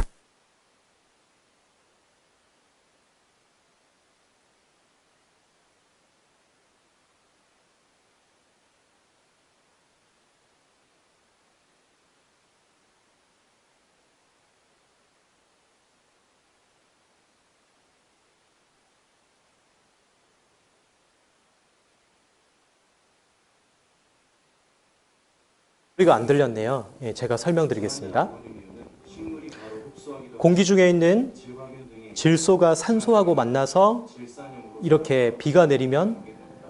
질산 비료로 작용한다는 내용입니다. 번개 또한 식물이 이용 가능한 질산염을 만듭니다. 구름에서 번개가 치면은 번개의 초고압 전류에서 강력한 공중 방전으로 대기 중에 질소와 산소가 질산염으로 결합해서 비와 함께 땅으로 떨어져서 비료가 된다는 겁니다. 그래서 이렇게 바위 틈에서도 나무가 자라요. 어떻게 저렇게 거름도 안 주고 비료도 안 주는데 잘 클 수가 있을까? 하나님께서 먹이시는 겁니다. 천둥번개가 잦으면 풍년이 든다. 우리 조상님들은 알고 계셨어요. 번개 치는 모습을 보면서 알고 올해는 풍년이네 이렇게 이야기하십니다. 그리고 성경에는요, 손을 씻어야 된다는 이야기를 합니다. 그 손을 씻지 않는 걸 부정하다라고 이야기했어요. 그래서 이 성경을 옛날부터 믿고 있었던 유대인들은요, 반드시 밖을 나갔다 오면 손을 씻습니다. 그게 율법에 나와 있는 거예요. 그런데 1818년에 태어난 이그나스 필립 제멜바이스라는 사람이 의사들이여 손을 씻읍시다라고 이야기합니다. 그 전에는 의사들이 손을 안 씻었어요. 그런데 무슨 일이 생겼냐면 산모가 출산할 때 의사들이 더러운 손으로 아이를 받아내고 환부를 만집니다. 그래서 이 산모들이요, 산용열에 걸려서 많이 죽었어요. 4명 중에 1명은 무조건 죽었습니다. 이것을 깊이 관찰해 본 이 제멜바이스라는 사람이 의사들이여 손을 씻읍시다라고 이야기합니다. 그리고 실제로 손을 씻어보니까 문제가 발생되지 않는 거예요. 아이를 낳던 산모 중에 4명 중에 1명이 죽었습니다. 그런데 그때 당시 의사들은 뭐라고 했냐면 이 여자가 정숙하지 못해서 걸리는 병이다. 이렇게 이야기를 해버렸어요. 손을 씻기만 해도 산용열을 예방할 수 있다. 그런데 이게 1800년대에 사람들이 손을 씻어야 된다고 이야기하고 있는데 성경은 어떻게 이야기하고 있냐. 레위기 성경, 지금으로부터 3500년 전 모세 오경 중에 속해 있는 성경입니다. 정결함을 받는 자는 그 옷을 빨고 모든 털을 밀고 물로 몸을 씻을 것이라. 몸을 물에 씻을 것이라. 씻어야 된다고 이야기합니다. 세계 최초로 감염을 막기 위해서 손을 씻어야 한다고 주장한 이 의사가 1800년대에 그렇게 말한 것처럼 훨씬 이전에 그것을 성경에서 이야기하고 있습니다. 그리고요, 옷을 빨아 입어야 된다 그래요. 옷에도 세균이 묻어있기 때문에. 하지만 세균은 우리 눈에 안 보이잖아요. 그러니까 무슨 옷을 빨아 입을 필요가 있겠어 이렇게 생각했는데 성경은 그 주검을 옮기는 자는 그 옷을 빨지니. 무슨 말이냐면 시체를 옮기는 사람들은 옷을 항상 빨아 입어야 된다고 이야기하는 겁니다. 거기서 균이 묻어 나오기 때문에. 누구든지 죽은 사람의 시체를 만지고 스스로 정결케 아니하는 자는 여호와의 성막을 더럽힘이라. 그가 이스라엘에서 끊쳐질 것은 정결케 하는 물을 그에게 뿌리지 아니하므로 깨끗게 되지 못하고 그 부정함이 그저 있음이라. 그래서 유대인들은 나갔다 오면 항상 이렇게 손을 씻습니다. 전염병이 돌 때도 유태인들은 잘 안 걸렸어요. 그 유럽의 흑사병이 돌 때도 유태인들은 안 걸렸습니다. 마가복음에 보면요, 손을 부지런히 씻지 않으면, 물을 뿌리지 않으면 씻어야 된다는 이야기예요. 레위기에 보면요, 이런 것 중 어떤 것의 주검이 목기, 나무 그릇이에요. 의복이든지 가죽이든지 부대이든지, 부대 아시죠? 뭐 푸대 같은 거. 물론 무엇에 쓰는 그릇에든지 떨어지면 부정하여지리니 물에 담그라. 왜? 씻어야 된다는 거예요. 또 이런 것의 주검이 물건 위에 떨어지면 그것이 모두 부정하여지리니 화덕이든지 질탕관이든지 깨트려 버려라. 화덕은 뭘로 만듭니까? 흙으로 만들어요. 질탕관, 흙으로 만든 그릇입니다. 여기는 세균이 들어갑니다. 그렇기 때문에 깨서 버려버리라는 거예요. 그 고기를 토기에 삶았으면 그 그릇을 깨뜨릴 것이요. 유기에 삶았으면 그 그릇을 닦고 물에 씻을 것이며. 유기가 뭡니까? 녹그릇이 유기입니다. 노새는 균이 침투하지 않죠. 그러니까 씻어서 쓰면 된다는 거예요. 요즘 그 코로나 때문에 난리잖아요. 의료기관에서 소독과 멸균 지침이 내려왔는데 수산화나트륨에 담그라고 되어 있습니다. 수산화나트륨. 수산화나트륨이 뭡니까? 이거 비누의 원료입니다. 비누의 원료. 그런데요, 성경에 그게 나와 있어요. 그는 제3일과 제7일에 잿물로 스스로 정결케 할 것이라. 잿물이 뭔지 아시죠? 재를 태워서 물에 담궈 놓으면은 그 위에 물을 떠가지고 빨래를 빨면 빨래가 잘 빨아져요. 그래서 잿물이라고 했습니다. 근데 우리나라 그 조선 말에 양잿물이 들어왔어요. 그 외국에서 들어왔다고 해서 양잿물이라고 해요. 그걸 비누죠, 비누. 근데 성경에 이런 말씀이 나와 있잖아요. 우리 비누로 씻으라고 하잖아요. 그리고 또 우리 지금 마스크 여기 다 쓰고 계시잖아요. 마스크를 써야 된다. 문둥 환자가 있으면 보세요. 문둥 환자는 옷을 찢고 머리를 풀며 윗입술을 가리우고 외치기를 부정하다 부정하다 할 거죠. 윗입술을 가리는 거예요. 왜 가립니까? 침이 튀거든요. 근데 이게 3,500년 전에 성경에 기록되어 있다는 건 너무 놀랍지 않습니까? 여러분, 저는 지금 제가 말하면서도 등에 소름이 돋아요. 그런데 놀라지 않는 여러분들을 보면 더 놀래요. 이게 엄청난 내용이잖아요. 3,500년 전에 입을 가리고 말을 하라. 네가 문둥병에 걸렸으면 이거 튀면은 다 전염된다. 병 있는 날 동안은 늘 부정할 것이라. 그가 부정한 줄 혼자 살되 짐 밖에 격리수용이잖아요. 격리수용. 짐 밖에 혼자 살아라. 격리실 있잖아요. 지금 코로나 때문에. 왜 격리해야 된다고 이야기했을까? 눈에 보이지 않는 세균이지만 분명히 있다. 왜? 그 세균도 하나님 만드셨거든요. 이 세상에 존재하는 모든 것은 하나님 만드셨습니다. 하나님께서요, 모든 것을 만드셨어요. 하나님이 가라사대 땅은 풀과 씨 맺는 채소와 각기 종류대로 씨 가진 열매 맺는 과목을 내라 하시매 그대로 되어 땅이 풀과 각기 종류대로 씨 맺는 채소와 각기 종류대로 씨 가진 열매 맺는 나무를 내니 그대로 그대로 내니 하나님이 보시기에 좋았더라. 자, 여기 보면 종류대로라는 말이 있죠. 풀과 씨 맺는 채소. 자, 종류대로 만들었어요. 봄이 되면요, 꽃가루가 막 날립니다. 저는 꽃가루 알러지가 있어서 꽃가루가 날리면 막 기침하고 난리가 나요. 저는 꽃가루가 다 똑같은 줄 알았어요. 여기 보세요. 자, 여기 꽃가루를 2000배 확대한 현미경 사진입니다. 이것은 무슨 꽃의 꽃가루일까요? 이것은 백합의 꽃가루입니다. 이것은 무슨 꽃의 꽃가루일까요? 꽃가루가 아까랑 완전히 다르네. 아까 그건 조리뽕처럼 생겼는데 요거는 호박꽃의 꽃가루를 1200배 확대한 겁니다. 요거는 무슨 꽃의 꽃가루일까요? 지금 머릿속에 수박 이렇게 하고 계시는 것 같은데, 자, 이건 참깨 꽃가루를 400배 확대한 겁니다. 자, 요거는 무슨 꽃의 꽃가루일까요? 절대 못 맞추죠. 이건 시계꽃의 꽃가루입니다. 시계꽃은 시침과 분침과 초침이 있는 것처럼 이렇게 생겼어요. 어떻게 이렇게 모양이 다 다르지? 자, 이것은 무슨 꽃의 꽃가루일까요? 이거 봉선화 꽃의 꽃가루입니다. 꽃가루 모양이 이렇게 다 다르다는 거 아세요? 하나님께서 종류대로 만드셨다고 했습니다. 진화됐다는 게 아니에요. 이게 이렇게 바뀌고 해서 이렇게 됐다가 아니라 종류대로 만드셨다. 꽃가루 모양이 이렇게 다 다릅니다.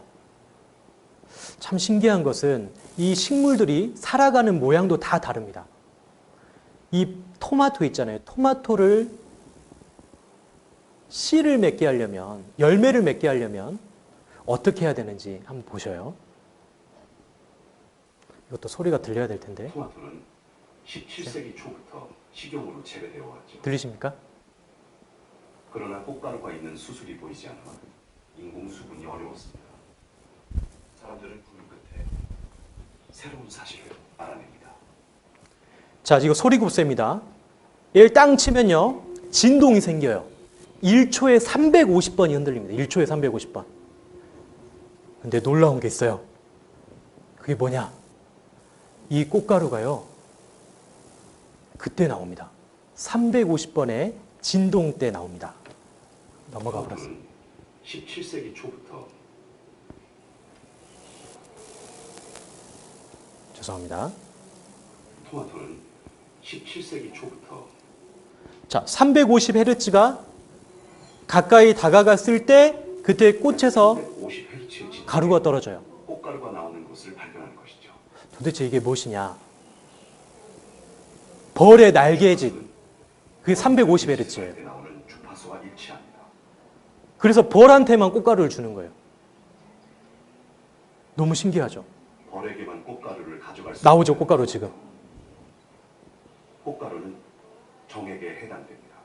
이게 진화인가요? 이 소중한 것을 믿을 만한 일꾼에게 맡기기 위해서죠.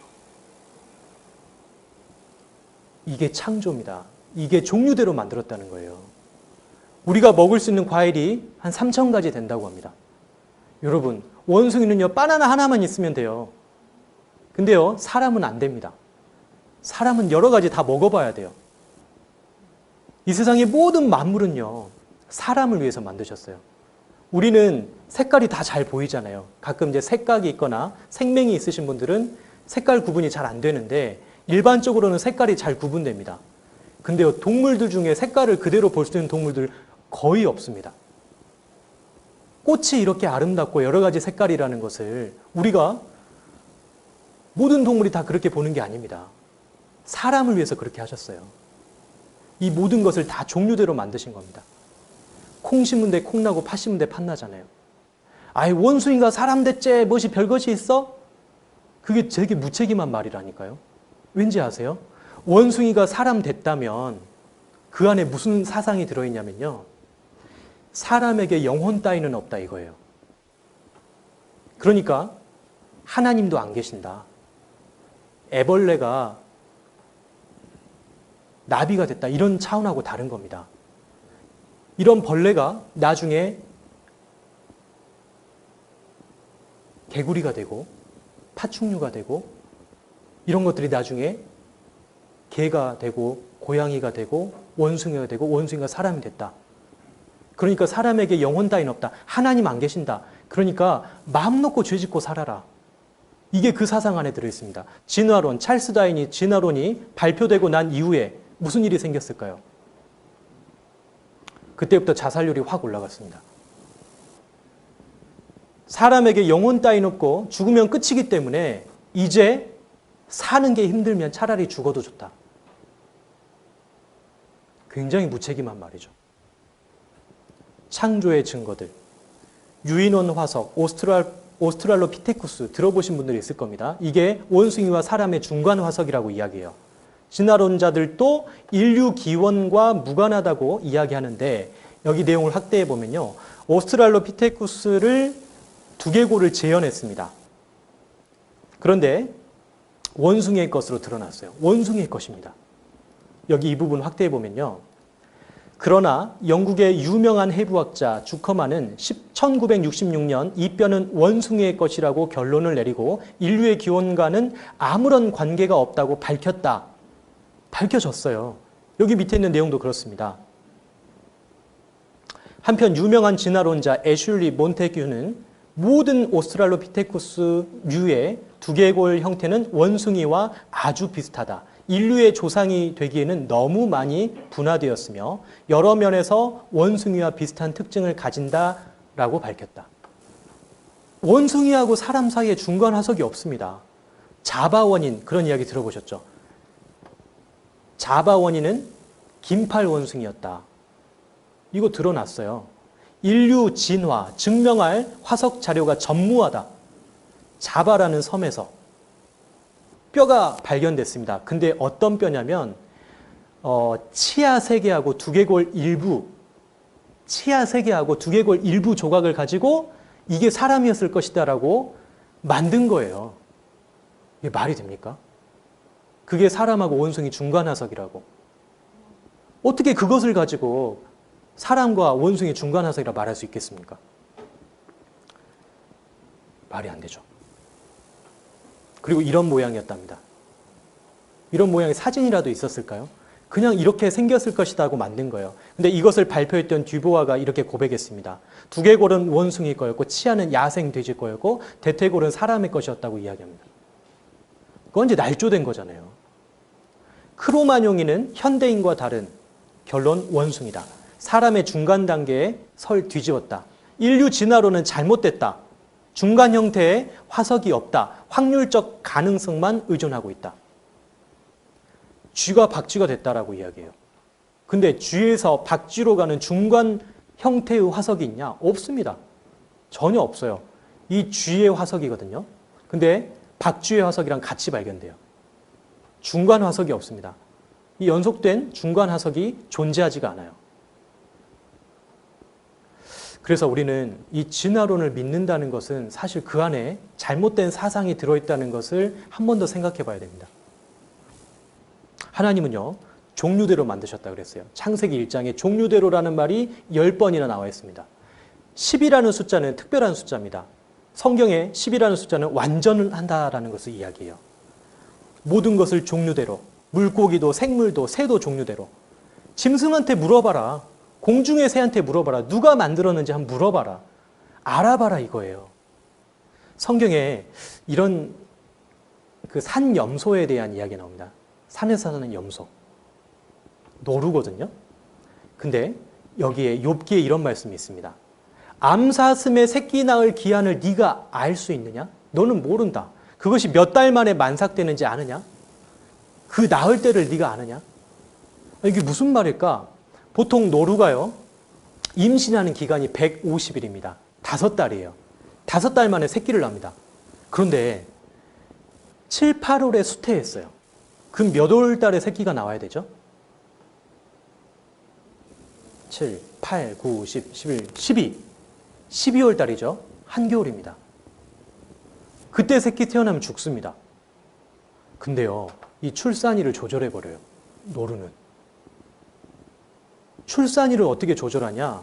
7, 8월에 수태하게 되면은 이론적으로 겨울철에 새끼가 태어나는데 이때 배고픔과 추위와 굶주린 포식자들에게 잡아먹힐 위험에 처한다. 그래서 어미의 자궁벽에서 수정란의 착상이 늦춰지고 태아는 12월이 돼야 자라기 시작한다. 그거 신기하지 않습니까? 자, 만약에 진화됐다면 이런 옵션 정도는 우리 사람도 갖고 있어야 되잖아요. 네? 내가 너를 1월 달에 태어나게 하고 싶었어. 근데 너 12월 달에 태어났어. 사람은 이런 능력 없습니다. 근데 노루는 있어요. 암사슴이 새끼 낳을 기한을 네가 알 수 있냐? 그것이 몇 달 만에 만삭되는지 네가 아느냐? 너는 모른다. 근데 나는 안다. 왜? 만드셨기 때문에. 말은요, 용감합니다. 전쟁 나갈 때 말 타고 나갑니까? 사자 타고 나갑니까? 말 타고 나가죠. 사자가 더 용맹한 것 같은데요? 근데 전쟁 나갈 때 말 타고 나갑니다. 왜? 하나님께서 말에게 그런 성품을 줬습니다. 말의 힘을 네가 줬냐? 그 목에 흩날리는 갈기를 네가 입혔냐? 앞으로 나아가서 군사들을 맞되 두려움을 비웃고 놀라지 아니하며 칼을 당할지라도 물러나지 아니한다. 사자는요, 총소리 나면 도망갑니다. 말은 도망 안 가요. 참 신기하죠? 하나님께서 각기 종류대로 만드셨대요. 새 중에 가장 작은 새 아세요? 벌새. 이 엄지손가락 크기 정도 합니다. 이 벌새는 참 특이합니다. 새가요, 보통 앞으로 날고 위로만 날잖아요. 이 새는요, 뒤로도 날 수 있고 옆으로도 날 수 있습니다. 이 새는요, 날개짓을 좀 많이 합니다. 1초에 몇 번이나 할까요? 1초에 날개짓을 몇 번 정도 하면 많이 한다고 할 수 있을까요? 한번 해볼까요? 박수로 한번 해보겠습니다. 1초를 드릴 테니까 박수를 한번 마음껏 쳐보세요. 시작! 자, 10번 이상 치신 분 계세요? 1초에 박수 10번 이상 치기 어렵습니다. 근데요, 이 벌새는요, 날개짓을 1초에 70번 합니다. 70에서 80번. 세상에. 이거 보세요. 그리고요, 더 놀라운 것은 혀가 1초에 12번 나왔다 들어갔다요. 한번 해보실래요? 지금 마스크 쓰고 계시니까 별로 덜 유용할 것 같은데 12번, 1초에 12번 혀가 나왔다 들어갔다 한대요. 이런 새가 어디 있어요? 이 날개가 180도 앞으로 등 끝까지 180도 이렇게 왔다 갔다 합니다. 초당 날개짓 80회. 이런 새가 있어요. 종류대로 만드셨습니다. 종류대로. 보실래요? 나비가 나는 것처럼 새가 꽃을 따라서 1600km를 날아옵니다. 이게 벌새입니다. 이 벌새는 옐로우스톤의 달콤한 꿀을 맛보기 위해 멕시코에서 먼 길을 날아 꿀을 먹어요, 새가. 꼭 벌처럼. 1초에 70에서 80번 날개짓을 하고 혀가 1초에 12번 왔다 갔다 합니다. 녀석들의 기다란 혀는 꿀이 풍부한 꽃의 끝부분까지 이 혀가 들어가는 거예요. 날개짓이 특이하죠. 60번 커덕이려면 많은 에너지가 필요하게. 자, 그리고 토끼도 한번 생각해 보겠습니다. 토끼가 새김질을 한다고 되어 있어요. 이건 레위기 성경 11장 6절에 나와 있는 말씀입니다. 토끼가 새김질을 한다는 거 혹시 들어보셨습니까? 제가 토끼가 새김질 한다는 이야기를 쌍치에 있는 어떤 어르신들한테 이야기를 했어요. 놀라시더라고요. 토끼가 새김질을 해? 네, 성경에 그렇게 나와 있어요. 토끼 새김질 안 해. 성경이 맞을까요? 사람의 생각이 맞을까요? 성경이 맞습니다. 토끼가 새김질을 합니다. 근데요, 보통 새김질하는 동물들은 위가 여러 개예요. 소는 위, 밥통이 4개죠. 토끼는 위가 하나밖에 없어요. 근데 왜 토끼가 새김질을 한다고 할까? 토끼는요, 자기가 누운 똥을 다시 먹습니다. 그리즈맥이라는 사람이 그것을 이야기했어요. 그래서 토끼가 새김질을 하는데 2종류의 배설물을 내놓는다. 첫 번째 눕는 똥이 시코트로프라는 영양소가 풍부한 똥이다. 근데 이 똥에는 비타민 B가 들어있는데 이거 안 먹으면 죽습니다. 토끼는요, 자기 똥 안 먹으면 죽어요. 그것을 새김질이라고 해요. 그래서 토끼를요, 반추동물이라고 하죠. 반추동물. 반추동물은 뭡니까? 새김질하는 동물입니다. 잠깐 볼까요?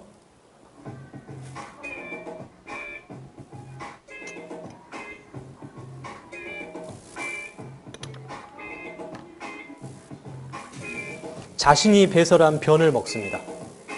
지금 먹고 있어요. 항문에다 입을 대고 나오는 즉시 바로바로 먹습니다. 토끼의 첫 번째 변은 묽은 변이에요. 이걸 먹어야 됩니다. 두 번째 누는 변은 딱딱한 변입니다. 딱딱한 변은 안 먹어요. 그러니까 우리는 이 묽은 변은 못 봤어요. 한 번도. 딱딱한 변만 봤습니다. 중국의 심천교회에 자매님이 한 분 계시는데요. 이분이 이 동물 박사입니다. 근데 성경을 안 믿었어요. 근데 목사님께서 상담하시다가 토끼가 새새김질 한다는 이야기를 하고 깜짝 놀랐습니다. 그게 말이 되냐고, 내가 동물 박사인데. 중국에서, 중국 공산당에서 이분에게 중국의 사람들에게 식량을 충분히 공급하기 위해서, 고기를 공급하기 위해서 토끼를 한번 연구해봐라 그랬대요. 토끼장을 잘 만들었답니다. 근데 이것을 다 밑에 철망으로 만들었대요. 그러니까 본인은 열심히 해서 키워서 이제 보고서를 쓰려고 했는데 토끼가 다 죽어버리는 거예요. 그래서 보고서를 어떻게 썼냐면, 토끼는 성격이 못 돼서 키우기가 어렵다. 그러고 끝내버렸대요. 근데 이 내용을 보고 그 동물원 그 박사님이 토끼가 새김질한다는 걸 깨달았대요. 내가 이걸 수년 전에 알았다면 사람, 박사라도요, 성경한테는 안 됩니다. 성경에는 안 되는 거예요. 성경 하나님입니다. 하나님은요, 식물을요, 동물을 위해서 주셨어요. 그리고 식물과 동물은 사람을 위해서 주셨습니다. 사람은 하나님을 위해서 지었습니다. 솜씨라는 게 있잖아요, 솜씨. 자, 어린아이에게요, 하나님은 이 모든 것을 다 만들어 주셨는데, 우리 사람도 만드는 능력이 있잖아요. 어린아이에게 모래를 주면은 이 정도의 모래성밖에 못 만듭니다. 그런데 대학생들한테 모래를 주면 이렇게 멋진 모래성을 만들 수 있어요. 하나님은 사람을 흙으로 만드셨다고 했습니다. 사람도요, 능력이 좀 뛰어난 사람은 사람처럼 만들어버려요. 보세요. 이 사람 잘 보십시오. 사람일까요? 인형일까요? 이 사람 인형입니다. 이분이 지금 만들고 있어요. 사람도 능력이 뛰어난 사람은요, 사람처럼 만들 수 있지만 살아있게는 못 만듭니다. 하나님은 흙으로 사람을 지으셨다 그랬어요. 에이, 무슨 흙으로 사람을 만들어? 근데 여러분 이 노래 아세요? 신토부리 신토부리 아 신토부리야 아세요? 사람의 몸이 흙과 다르지 않다. 이게 신토부리입니다. 그런데 원형질을 분리하는 기술이 있어요. 사람의 몸에 있는 이 모든 세포들, 이런 것들을 다 분해해가지고 검사를 해봤습니다. 자, 여기 보면 흙이랑 나랑 성분이 똑같다니. 보세요. 인체의 구성 성분, 인체를 구성하는 광물질을 화학적으로 분석해 본 결과 흙과 같은 물질이라는 사실이 밝혀졌다. 사람을 흙으로 만들었답니다. 그래서 이장하려고 묘지를 파보면 흙만 나오잖아요. 같은 원료입니다.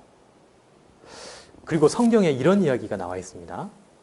사람을 엄마 뱃속에서 만드실 때 주께서 나를 젖과 같이 쏟으셨으며 남자의 정액이 쏟아지는 것을 이야기합니다. 엉긴 젖처럼 엉기게 하지 아니하셨나이까. 이 정자가 세포 분열을 하는 이야기를 이야기하고 있습니다. 그리고 그 안에서 이제 사람이 세포 분열을 해서 만들어지는데 가죽과 살이 먼저 만들어지고 그 다음에 뼈와 힘줄이 만들어진대요. 좀 신기합니다. 자, 제가 여러분들에게 철사와 진흙을 준다고 한번 가정해 볼게요. 그러면 철사로 먼저 만든 다음에 진흙을 붙이겠습니까? 진흙으로 만든 다음에 철사를 꼽으시겠습니까? 사람 모양을 철사로 먼저 만든 다음에 그 다음에 진흙을 덧붙이겠잖아요. 근데 성경은 반대예요. 가죽과 살로 먼저 입혀놓고 뼈와 힘줄을 그 안에다가 만들어 놓겠다는 거예요. 그런데요, 산부인과에서 보면요, 가죽과 살 나를 입히시면 뼈가 없어요, 처음에는요. 그런데 임신 12주 됐을 때 태아의 손에 뼈가 생기기 시작합니다. 자, 이게 무슨 성경입니까, 이게? 욥기 성경이에요. 지금으로부터 3,500년 전 성경입니다. 어떻게 3,500년 전에 이런 내용을 적을 수 있을까요? 그분은 사람을 만드신 분입니다. 아이고, 그러면 이 성경 고쳐 써지지 않았을까? 아이, 고쳐 썼겠지. 여러분 보세요. 창세기, 요한계시록 1500년, 지금으로부터 3500년 전에 기록된 성경이 바로 창세기입니다. 그리고 맨 마지막 성경이 요한계시록이 지금으로부터 1900년 전에 완성됐어요. 그런데 구약 성경의 맨 마지막 성경은 예수님 오시기 400년 전, 이때 말라기라는 성경이 기록됐습니다. 그리고 이 400년 동안은 성경이 기록되지 않았어요. 아니, 그러면 맨 마지막에 기록된 이 성경, 그러니까 지금까지 남아있는 성경은 있을까? 근데요, 이때 기록된 성경은 없었어요. AD 900년에 마소라라는 사본이 발견이 됐습니다. 이때 기록된 성경이었어요. 그러니까 무슨 말이냐? 아니, 그러면 이 기간 동안에 고쳐 썼을 수도 있지 않겠냐? 고쳐 썼을 수도 있잖아, 성경을. 그런데요, 1947년도에 쿰란, 이스라엘의 사해바다에 쿰란이라는 지역이 있는데 거기 11개 동굴에서 사본이 발견됐습니다. 근데 그 사본이 언제 기록된 성경이냐면 BC 125년에 기록된 성경이에요. 자, 다시 말해서 AD 900년의 사본의 이 신빙성을 1000년 앞당겼습니다. 고쳐 써지지 않았다는 거예요. 2200년 전의 성경과 지금 성경이 똑같다는 거예요. 고쳐 써지지 않았어? 근데 아까 지금까지 나왔던 창조의 사실, 그게 다 그러면 기록된 대로 맞다면 이거 진짜 하나님 말씀이 분명하구나. 사해사변 발견됐습니다. 사해문서는 1947년에 발견되었다. 조사에 의하면 기원전 2에서 3세기. 이때 기록된 것으로 확인됐다. 이렇게 발견됐습니다. 지금 이 성경이 성서의 전당에 그대로 보존이 되어 있습니다. 2200년 전 성경과 오늘날 성경 똑같다는 거예요. 그렇다면 다시 한번 생각해 봅시다. 내 안에 있는 영혼, 짐승에게는 혼만 있습니다. 사람에게만 영혼이 있어요. 자, 비슷하게 생겼죠. 근데요, 이 아이에게는 영혼이 있습니다. 원숭이는 없어요. 여기도 비슷하게 생겼어요. 근데 이 사람에게만 영혼이 있어요. 이 개한테는 영이 없습니다. 여기도 비슷하게 생겼습니다. 근데 이 여자에게만 영혼이 있어요. 여기도 비슷하게 생겼죠. 근데 이 남자에게만 영혼이 있어요. 짐승은 영이 없습니다.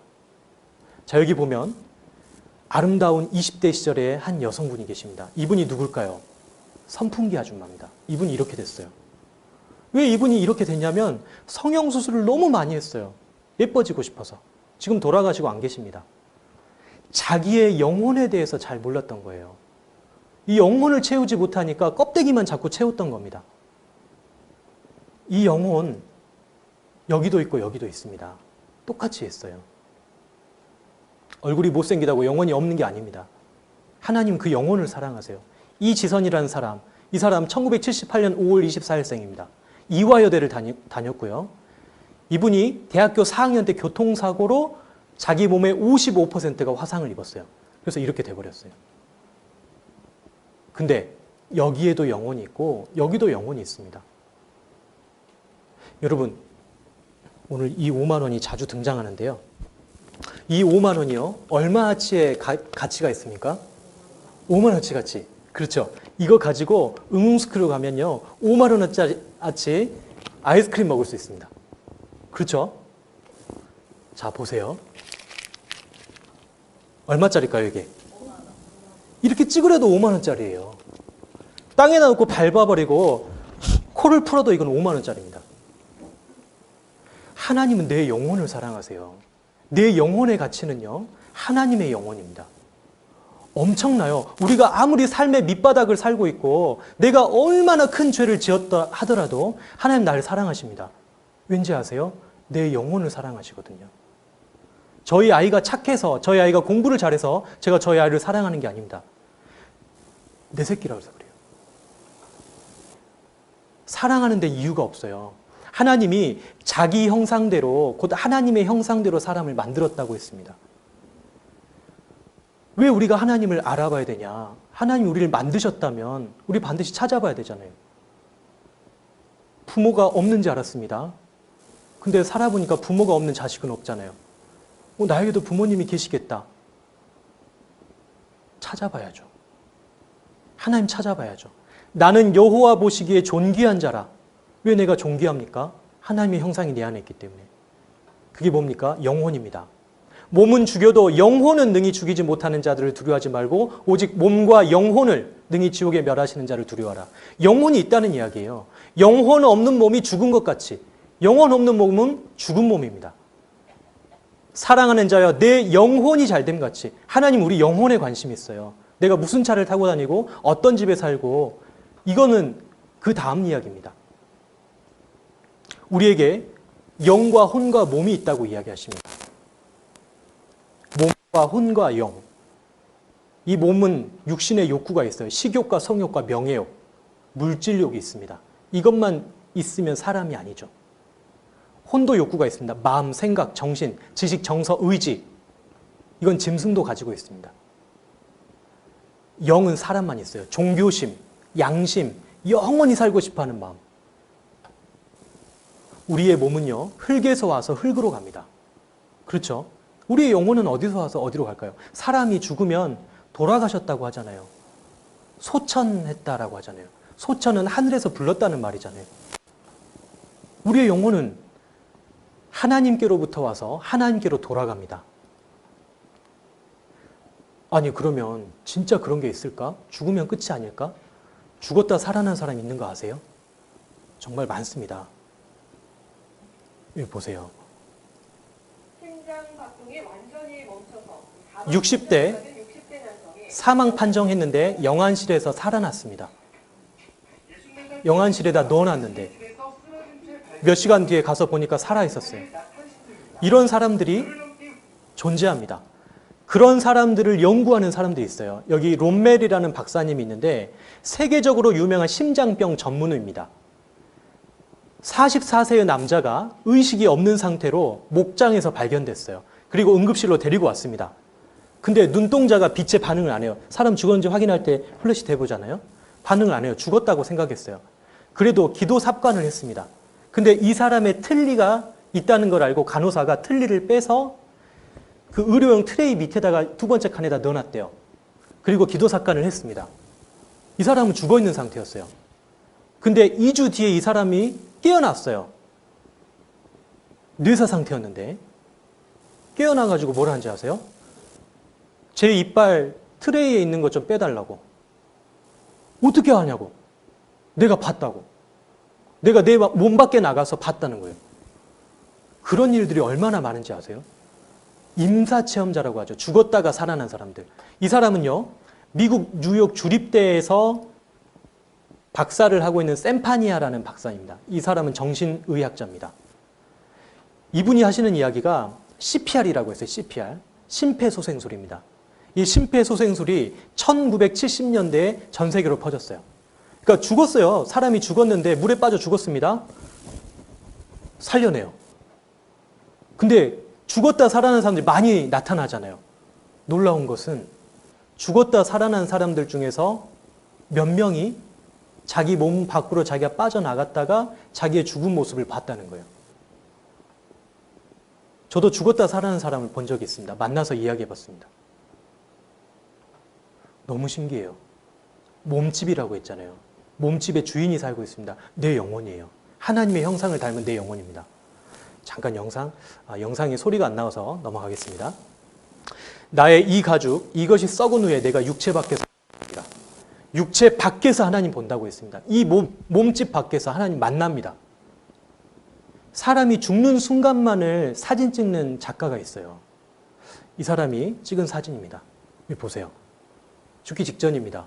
안에 뭐 살고 있는 것처럼 보이잖아요. 빠져나가요, 이렇게. 꼭 빠져나가는 것처럼 보이지 않습니까? 여기도 뭔가 안에 있는 것처럼 보이잖아요. 여기 빠져나간 것처럼 보이죠. 여기도 안에 뭔가 있는데 빠져나간 것처럼 보이잖아요. 아이도 마찬가지입니다. 영혼이 있어요. 어린아이도 영혼이 있습니다. 빠져나간 것처럼 보이잖아요. 여기도. 이 죽음이라는 거 생각해 봐야 됩니다.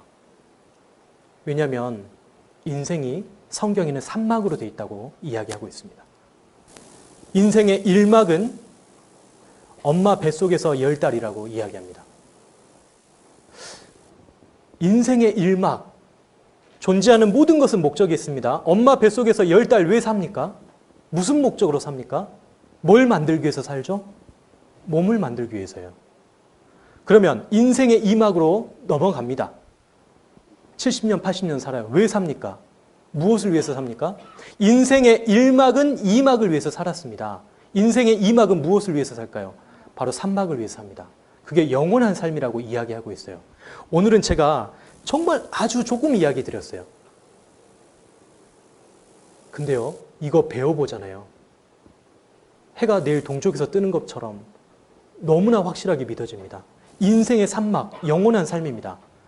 사람은요, 이렇게 2번 태어납니다. 이 세상에 하늘을 나는 것들은요, 다 2번 태어나죠. 벌레도 그렇고, 새도 그렇습니다. 처음에 알로 한번 태어나고, 애벌레로 깨어납니다. 애벌레는 고치 속에 들어가서 나비로 한 번 더 태어나죠. 2번 태어납니다.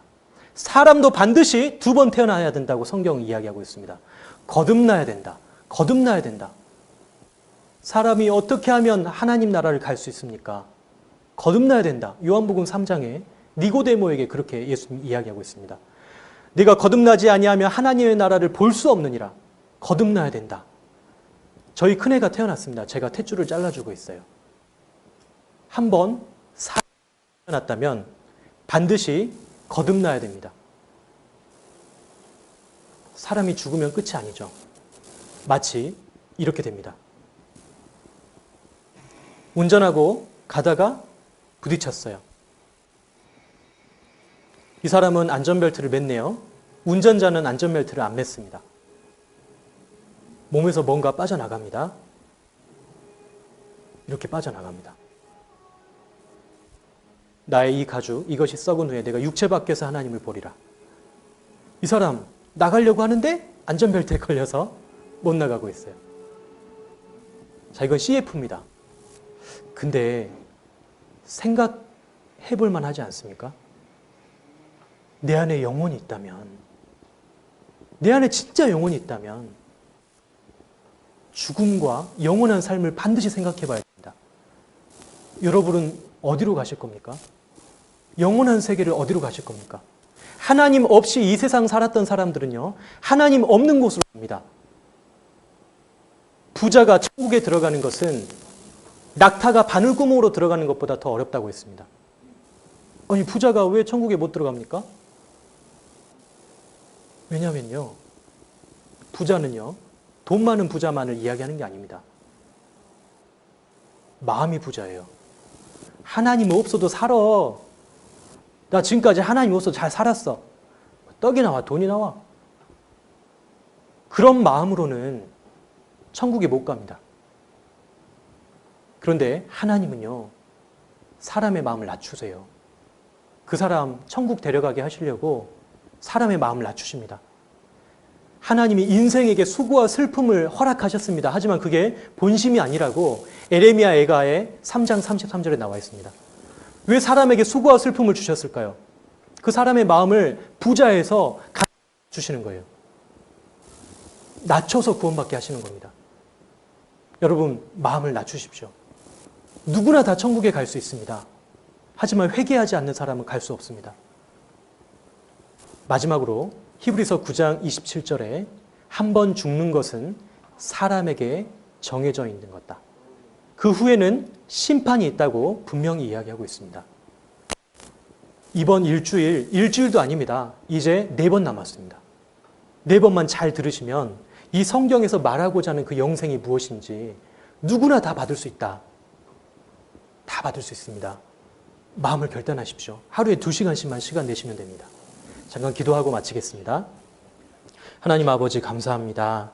오늘 성경이 사실인 것을 같이 확인해 보았습니다. 그리고 천지 만물을 만드신 분이 하나님이시라는 것도 확인해 보았습니다. 주님, 저희의 마음을 낮춰주십시오. 그리고 이번 한 주간 이 말씀을 심상하게 듣지 않고 사람의 말로 듣지 않고 하나님의 말씀을 듣는다는 마음으로 들을 수 있도록 도와주시기 원합니다. 귀한 시간 함께해 주심에 감사드리며 예수님 이름으로 기도합니다. 아멘.